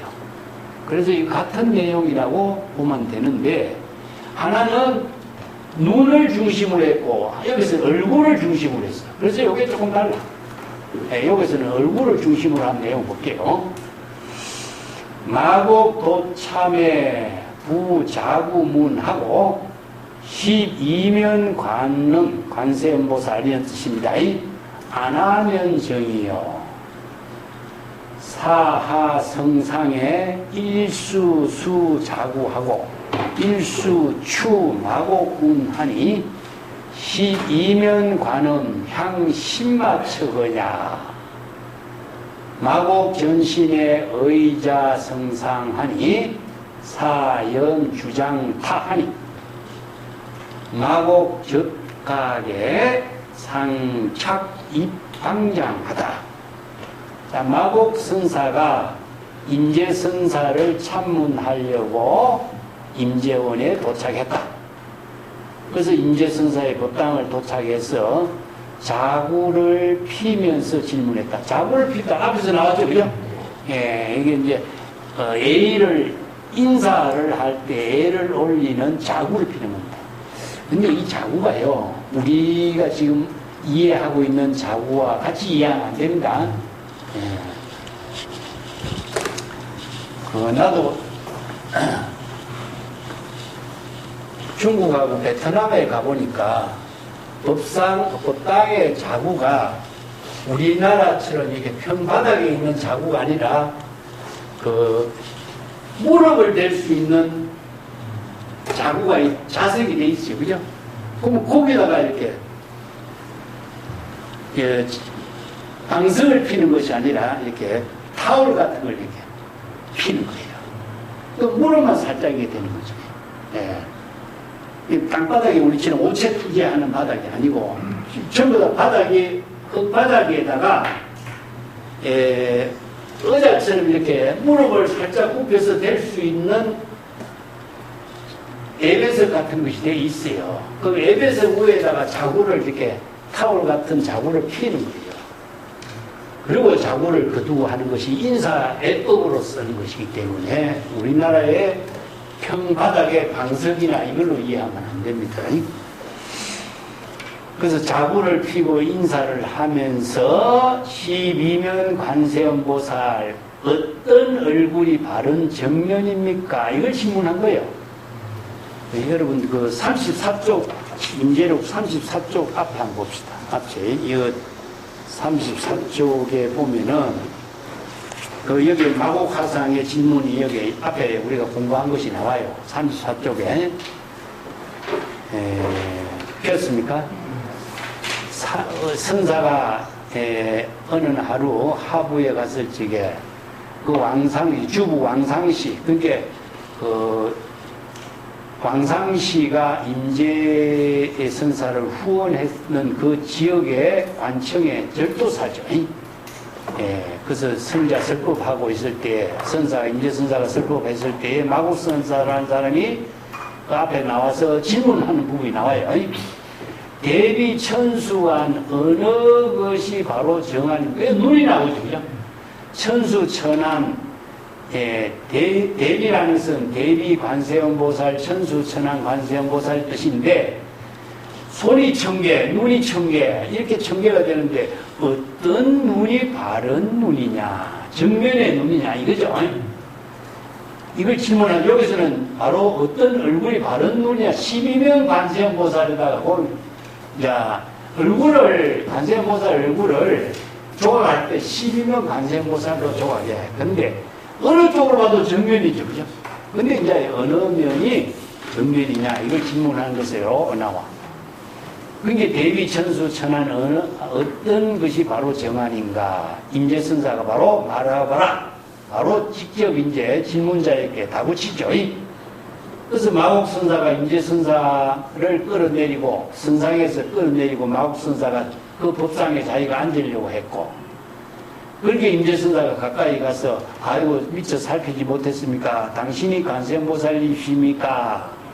이게 마곡선사가 무슨 말을 하니까 임재선사가 이라는 것은 벌써 사양 분별심이 작용하니까 벌써 관세음보살 아니잖아요. 그러니까 임재선사가 마곡선사를 또 선상에서 끌어내리는 거죠. 그리고 임재선사가 그 법상에 앉았다. 그게 마곡은 이제 법상 밖으로 나가게 됐다. 그리고 나서 임재선사가 법상에서 내려왔다. 이런 두 사람이 마곡과 임재선사가 같은 안목을 갖춘 선성이 지금 대화를 하고 있는 거죠. 근데 이 대화하고 지금 여기서 마곡선사의 대화하고 이 내용은 같은 내용으로 보이는 거예요. 근데 똑같이 여기 11명 관세음, 천수천안 관세음으로 주제도 같고 또 성상에 그래서 이렇게 법상을 하다가 서로서로 법상에 내려오는 이야기도 비슷하고 그렇습니다. 자, 뒷장으로 넘어갈게요. 32단으로 마옥선사가 임재선사를 참문해서 자구를 피고 12면 관세음보살 어떤 얼굴이 전면의 얼굴입니까? 질문하니까 임재선사가 선상을 내려와서 선상에서 내려와서 한 손으로 자구를 거두고 한 손으로서는 밀어붙이다 이 말, 붙잡다 이 말. 마곡선사를 붙잡고 12명 관세음보살 어떤 얼굴이 어디로 갔는가? 관세음보살을 어디로 갔느냐? 예, 관세음보살을 왜 대상에서 찾느냐? 자, 우리가 관세음보살, 문수보살, 열애, 재불열애 이런 것을 전부 다 명칭에 의거하고 있죠, 그죠? 예, 바로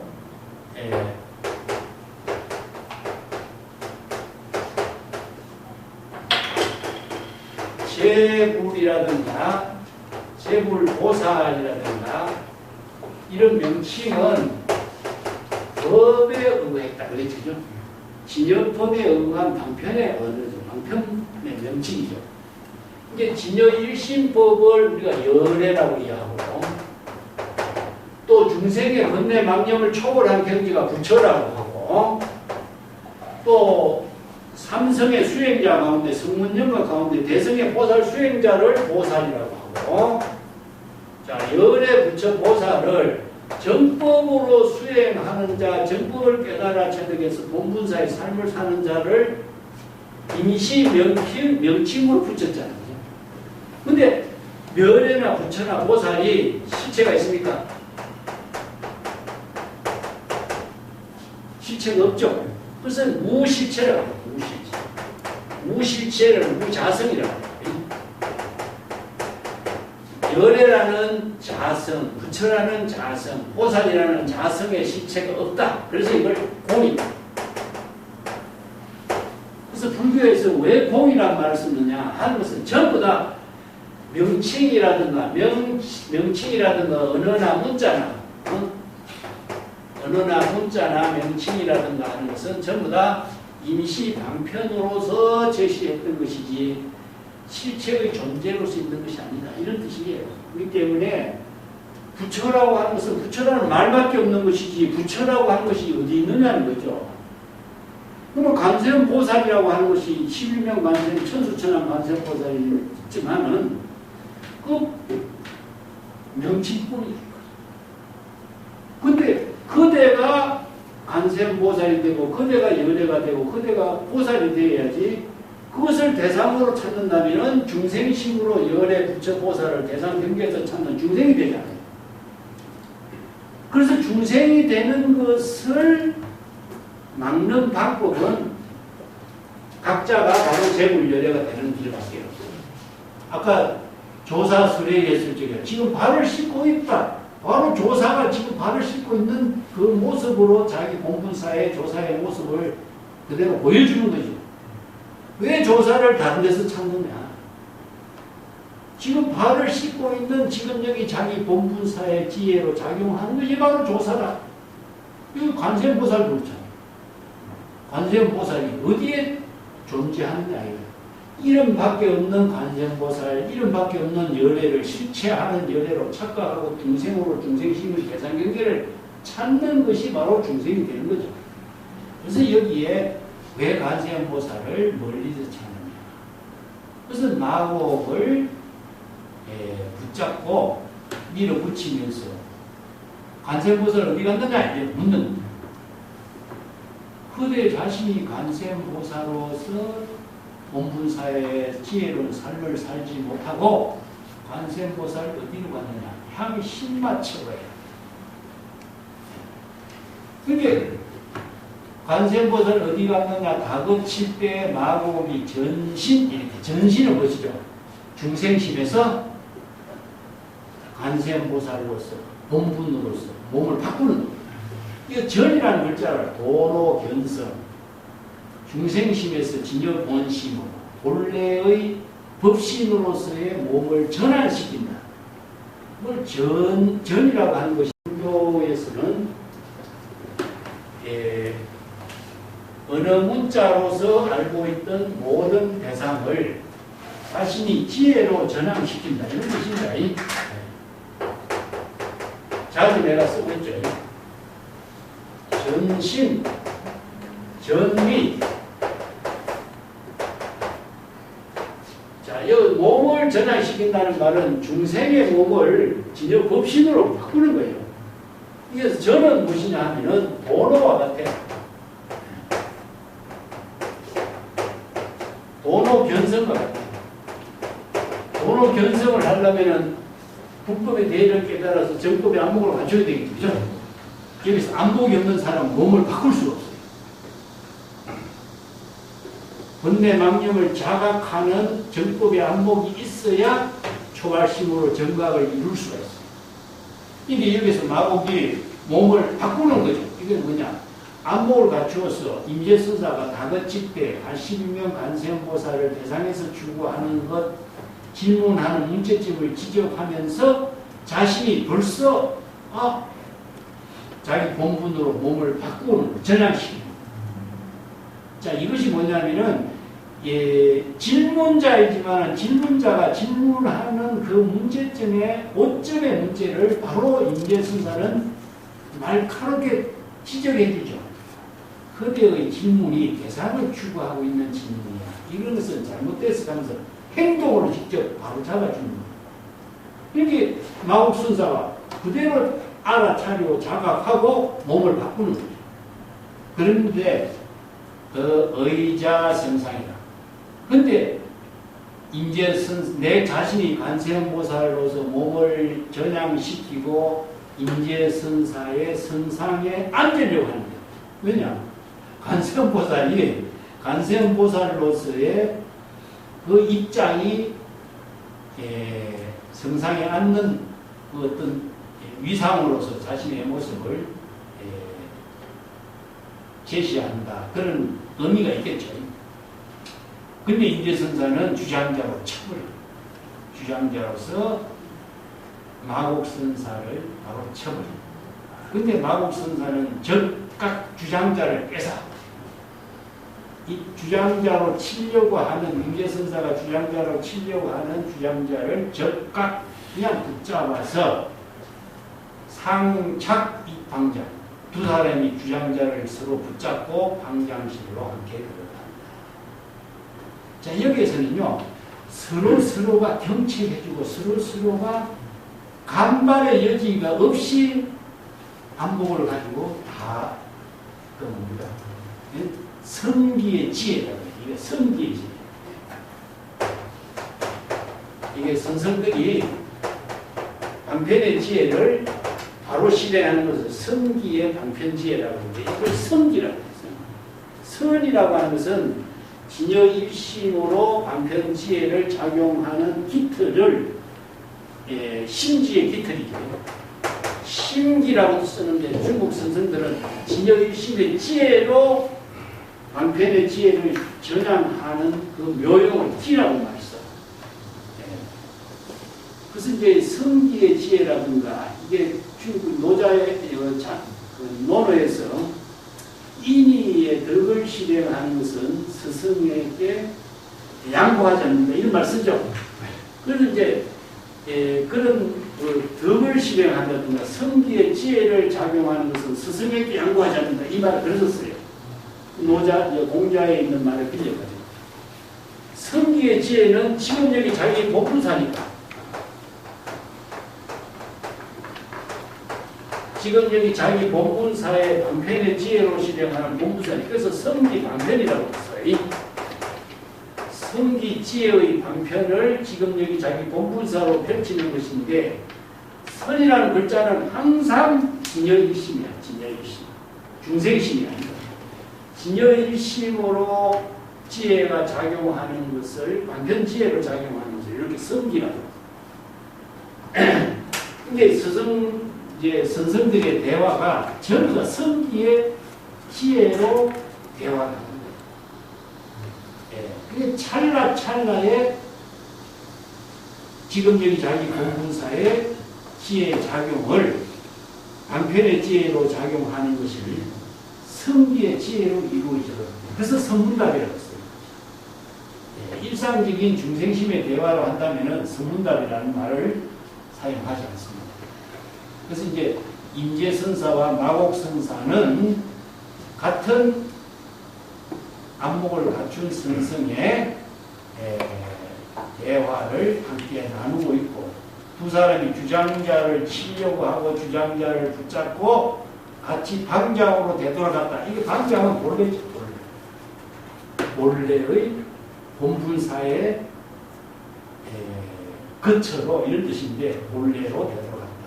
이 방장은 조실이 거주하는 유마방장이라고 하는 말로 주지가 거주하는 곳이니까 똑같이 주지가 거주하는 방장으로 되돌아갔다. 본래의 면목으로 되돌아갔다. 그런 뜻인데, 이 중국의 어록에 천수천왕 관세음 보살이라든가 우리가 우리나라에서 천수경 많이 하잖아요. 그 천수경 하는 게 천수천왕 관세음 보살 대단하니 이 경을 하는데, 이것이 원래 티베트 불교의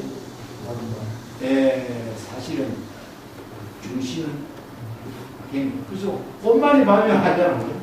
그 온만이 반명이 천수천왕 그 대단하니 경에 온만이 반명은 그 말이야. 우리 천수경에 온만이 반명은 있잖아요. 육자 대명왕지는 온만이 반명. 이게 왜 우리나라의 천수천왕 관세음보살 육자 대명왕진원이 중심이 된 거냐면은 몽고 불교가 티베트 불교를 받아들입니다. 그래서 원나라가 티베트 불교를 받아들여서 원나라가 티베트 관세음보살을 신봉하는 불교. 그래서 원나라를 몽고족이 원나라를 세우잖아요. 그래서 원나라가 고려를 간섭하게 되잖아요. 그래서 고려의 그 왕자들이 원나라로 이렇게 사시도록 하고 하는 그런 교리가 생겼고, 원나라의 몽산 덕이선사 같은 사람이 원나라의 고성으로 막 하니까 원나라에서는 막 원나라를 또 이게 사대 사상주의적으로 몽산 덕이선사를 원나라에 어록이 막 엄청나게 수입해갖고 고려 시대나 이조 시대에 가장 많이 판각을 많이 한 것이 몽산덕이 선사. 육조단경도 몽산덕이 어록이 6조단경. 이게 그만큼 원나라 불교가 고려 불교의 영향력을 많이 행사한 거죠. 그래서 우리나라 불교가 관원 불교가 된 겁니다. 천수경을 중심으로 하는 의식의 불교가 된 거죠. 화엄의 사상이라든가 뭐 천태의 그 대각국사의 천태의 그 사상이라든가 이런 것이 지금 관원 불교의 의식으로 전향되면서 완전히 바뀌죠. 불교는 뭐 가나선이라든가 선불교라고 하면서도 전부 다 관세음보살 의식 불교로 바뀌죠. 이게 역사적인 하나의 잔재라고 할 수 있죠. 자, 이쪽에 사할 쪽에 합니다.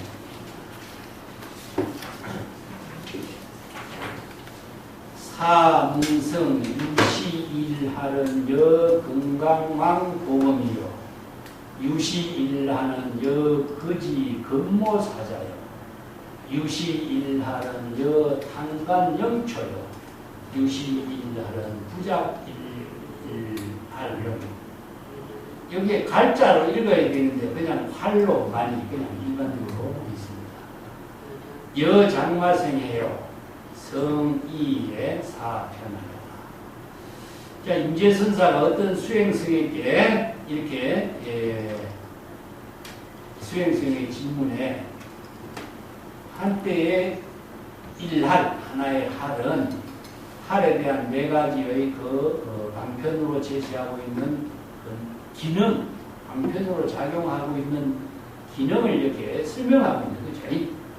그 임재선사의 법문의 특징이 임재할, 임재과함이라는 뜻이죠. 그래서 임재의 할을 네 가지로 분류해서 설명한 거예요.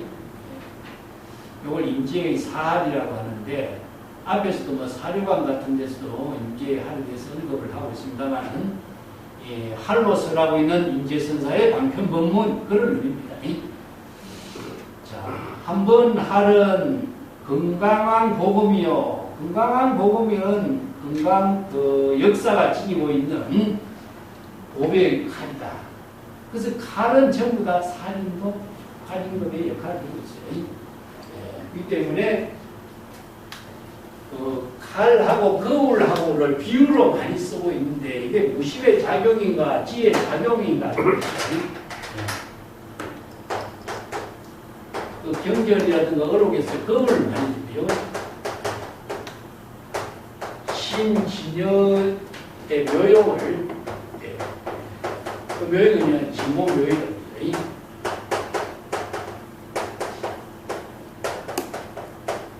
거울이잖아요. 그래서 이제 진공묘유를 공불공을 진공묘유라고 하는데 진공묘유라고 맨 처음에 쓴 사람 누구라 그랬죠?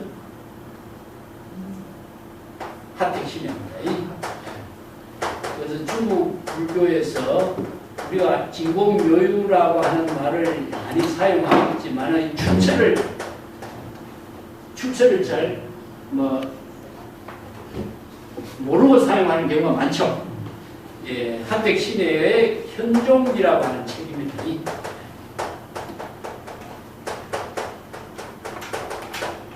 이 전등록에 30권이 다 실려 있어요. 하택신의 선사가 정말 대단한 인물입니다.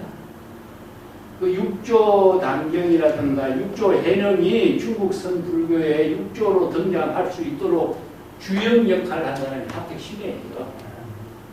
정말 대단한 인물이죠. 천재적인 인물인데 이 현종기라고 하는 책에 무진공묘유라는 말을 처음 써요. 반야의 지혜를 이루고 있어요. 그래서 거울을 무사의 진공묘유의 작용을 거울로 비유하고 금은 무엇이냐 건강한 복음인데 건강 역사가 지니고 있는 것이 일주문에 가면 금이 지니고 있잖아요. 이건 뭐냐면은 사도를 척결하고 삿된 것을 사도와 외도를 척결하는 것, 중생심의 사도와 외도를 척결하는 금을 두고 있는데 이 금은 살인도 아닙니다. 살인도는 공입니다. 마찬가지입니다. 살인금은 불공입니다. 그래서 진공묘유입니다. 그래서 선생들이 이제 거울이라든가 칼이라든가 이런 것을 비유로서 많이 써요. 그것도 원숭이가 거울을 가지고 있다 하는 법문을 설봉이 있으라고 임재가 칼을 가지고 살인도 할인금이다 하고 방망이가 이 방망이는 할인금이다 살인금이다 이렇게 검으로 칼로 비유하고 칼도 여기도 칼로 비유했지 그죠? 살인도 할인금이다. 그래서 임재가 건강한 복음은 무엇이냐? 중생심의 번뇌망령을 죽이고 진여의심의 지혜를 살리는 방편복음입니다. 이런 뜻입니다. 그래서 임재가 한번 일날 한번 하는 그냥 하이 아니다. 중생의 번뇌망령을 죽이고 진여의심의 지혜를 되살아나게 하는 법문이다. 이런 뜻입니다. 이게 건강한 복음이다. 유시이라는 거지 건모사자요. 건모사자라고 하는 것은 바로 황금사자라는 뜻이죠. 사자는 뭐지냐? 제왕의 왕이다. 그래서 건모사자라는 것은 부처님을 비유했어요. 황금을 비유한 것은 그 황금 털의 사자니까 사자 가운데서 가장 위대한 사자. 이게 훌륭한 그 재물여례를 사자에다 비유하는데 사자가 한번 사자우를 하면 어땠습니까? 무진성들이 전부 다 기가 다 멀어진다 그러죠. 이게 사자우예요. 사자. 이게 일하는 사자우와 같아요. 그래서 이 책의 모든 중생의 번뇌망령 여우의 뇌가 다 찢어집니다. 중생의 번뇌망령을 모두 파괴하고 진여 본성을 회복하게 하는 사자와 같은 한이다. 근데 이게 거지라고 하는 것은 웅크리고 있다는 뜻입니다. 이게 본분에 사자가 자기 본분으로 본분사의 지혜로 작용하는 한이다. 이런 의미죠. 또 하나의 할은 탄간영초요. 탄간영초라는 것은 탄간이라고 하는 것은요 장대에다가 나무 집에 상황을 탐문하는 거예요. 예를 들어서 도적이 담장놈의 장대를 이렇게 밀을 넣으면 개가 있으면 짖을 거 아닙니까? 그러면 개가 없다는 사실을 알면 도적이 담장 넘어가서 도둑질하러 들어가는 거예요. 이게 판감이에요. 장대나 물건을 집어넣어가지고 집안의 사정을 살피는 것이 판감이고, 영초는 무엇이냐면 물고기를 잡을 적에 긴 장대에다가 풀을 묶어도 물고기가 숨을 곳이 없다는, 그러니까 풀 속에서 숨잖아요. 그래서 물고기를 잡아 모으는 도구예요. 그래서 이제 탄간영초는 무엇이냐? 모든 방편 도구를 중생들을 모아서 중생의 번뇌망념을 잘 판단하고 지혜로서 방편의 지혜를 제시하는 도구로서 사용하는 칼이다. 그래서 이 방편 도구를 탄간영초라고. 또 한때의 칼은 하나의 칼로서 작용을 하지 않는다. 이것은 뭐냐면은 작용하지 않는 상태는 어때죠? 본래죠. 그래서 본래 면목의 경지는 여여 부동의 경지에 하이다. 자, 이렇게 할을 네 가지로 작용하는 그 방편의 지혜로 작용하는 것을 설명을 하고 있는데, 그대는 어떻게 내가 제시하고 있는 할을 이해하느냐?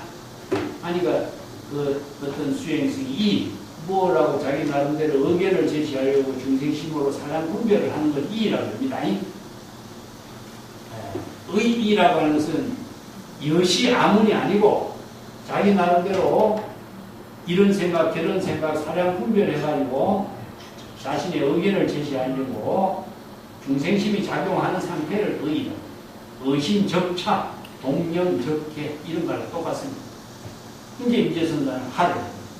이건 뭐죠? 이 중생심으로 작용하고 있고 사량 분별하는 그 수행성의 번뇌망념을 차단해주죠. 살인도 할인금의 할이 이제 작용했다. 이런 겁니다. 그래서 임재의 할을 여기서는 네 가지로 정리해서 설하고 있는 도입니다. 이런 뜻입니다. 자, 그 역시 할이니까 할 부분 하나 더 볼게요. 입장에. 이제 한 비구니의 참문으로 설하고 있는 할인인데, 사문 일리하니 설렘과 악맹. 여기 선내 악맥하는 것은 설레 비구여 이런 말을 해요. 경전에서는 잘 오시게 비구여, 훌륭하게 잘 오셨습니다 비구여 이런 뜻인데, 여기서는 선악으로 나누었죠. 잘 왔는가 잘 오지 못했는가, 선악의 차별 분별심을 갖고 있는가, 이걸 지금 비구니의 마음을 선악의 차별 분별심으로 제시해서 점검하고 있습니다. 그러니까 그 비구니가 곧 할을 해요. 뭐 그런 차별 분별심을 가지고 잘 왔느니 못 왔느니 그렇게 말하시니까 그런 차별 분별심 차단해야 됩니다 하면서 비구니가 이제 할을 해요. 인재의 할을 제대로 이제 몸으로 익힌 사람. 참문할 정도 되면은 나름대로의 안목을 갖추지 않은 사람이 참문하겠어요. 이 비구니도 당시에 안목 갖추는 대단한 친구들 많아요. 내가 우리 법화경 공부하면서 얘기했지만 여인 오장신이라고 하는 말에 엄청 오해를 많이 하고 있잖아요. 본성은 차별이 없어요. 여성, 남성을 분별하니까 차별이 생기는 거예요. 여기도 선과 악을 차별하니까 중생이 되는 거예요. 이게 차별 분별심으로 그런 질문을 던집니까? 그 유명한 미산영우 선사의 제자가 있는데 유천마라고 사람 있잖아요. 그 백암동에 있는 말이라고 하는데,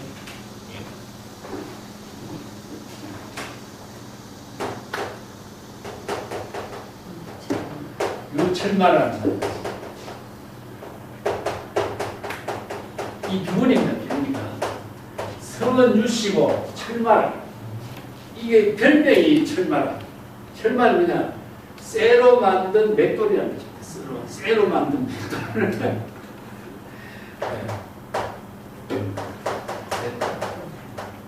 이게 쇠로 만든 맷돌이니까 어떤 것이든지 맷돌에다 집어넣고 전부 가루로 만든다 이런 의미로 유철마라는 비구니가 안목이 뛰어났어요.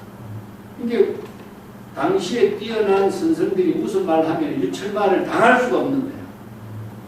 그래서 이제 소문이 난 거죠. 이 유철마라는 비구니가 위산영어 선사의 제자 가운데 대단한 인물이 있다. 그렇게 다른 비구니들 유철마를 만나면 당신 유철마인가 맷돌 아닌가 이렇게 막 놀림을 주면서 섞는다고 하는 게 많아.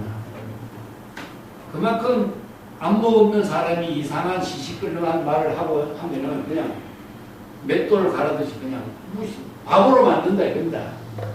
한마디로 그만큼 뛰어난 안목을 갖춘 사람이 구지화상과 같은 어떤 비구니 만나고 구지화상을 바보로 만든 비구니 있잖아요. 한마디 한다면은 내가 당신 말을 여기 하루 저녁 먹어갈 것이고 내 한마디 하지 못한다면 나는 바로 간다. 그렇게 한마디 못하니까 구지화상이 말 못하니까 비구니가 떠나가 버린 거예요. 이게 구지화상이 내가 이게 나이가 들어가지고 바보처럼 비구니한테도 제대로 법문 한마디 못했다. 그런 유명한 이야기가 구지화상. 손가락 하나 세웠던 구지화상 있잖아. 구지화상이 그거로 이런 말이 나와. 비구니한테 당하는 이야기가 나와. 이만큼 뛰어난 비구니들이 당시에 많았어요. 그래서 여기도 임재선사를 참문한 이 비구니도 보통 인물이 아니겠지. 그런데 임재선사가 이제 비구니를 점검하기 위해서 잘했는가 잘오지 못했는가 이렇게 질문을 던지니까 비구니가 임재선사에게 화를 한 거죠. 과음을 친 거예요. 그러니까 임재선사는 주장자를 들고서 다시 한번 말해봐라. 다시 한번 한마디 말해봐라. 이런 뜻이죠. 그대가 화를 지금 나한테 금방스럽게 했는데 안목을 갖춘 할인가 안목을 갖추지 못하고 흉내내는 할인가 내가 확인해보겠다 이런 뜻입니다. 여기서 다시 한번 갱도하라 다시 한번 말해라 하는 때는 방편 지혜를 제시해야 돼요. 왜냐하면 자신이 안목을 갖춘 입장을 제시해야 되는데 비구니는 뭡니까? 또 하를 하잖아. 또 임재가 하는 말은 하를 한 비구니를 보고 안목이 있는가 없는가 다시 한번 확인하기 위해서 성기의 지혜로 지금 여기 자기 본분사로 방편 지혜로 안목을 갖춘 말 한마디 제대로 입구의 본문을 제시해라. 입구를 제시해라 이런 뜻이에요. 근데 비구니가 또 하를 해버리냐. 이 임재선사가 지금 안목 없는 녀석이 안목 있는 지금 어디서 금방지게 할 만하느냐 이런 뜻이죠. 여기서 다시 말하라 할 때는 성기의 지혜가 나와요. 확인하는 입장에서는 안목으로서 자신이 정법의 안목을 부족한 입장을 제시할 수 있는 능력이 있어야 되는데 그런 능력이 없으니까 다시 할 말이 없어요. 이게 바로 안목이 없는 모습이 드러나는 거예요. 그러니까 임재선사가 한방 쳤다. 정신 차려라. 그래서 사람을 치갖고 하는 것이 아니라 정신 차려라. 제대로 안목을 갖춘 사람이 되도록 하라. 이렇게 경책하는 방망이죠. 용화선사 이야기를 하려고 준비를 했는데 이건 다음 시간에 다시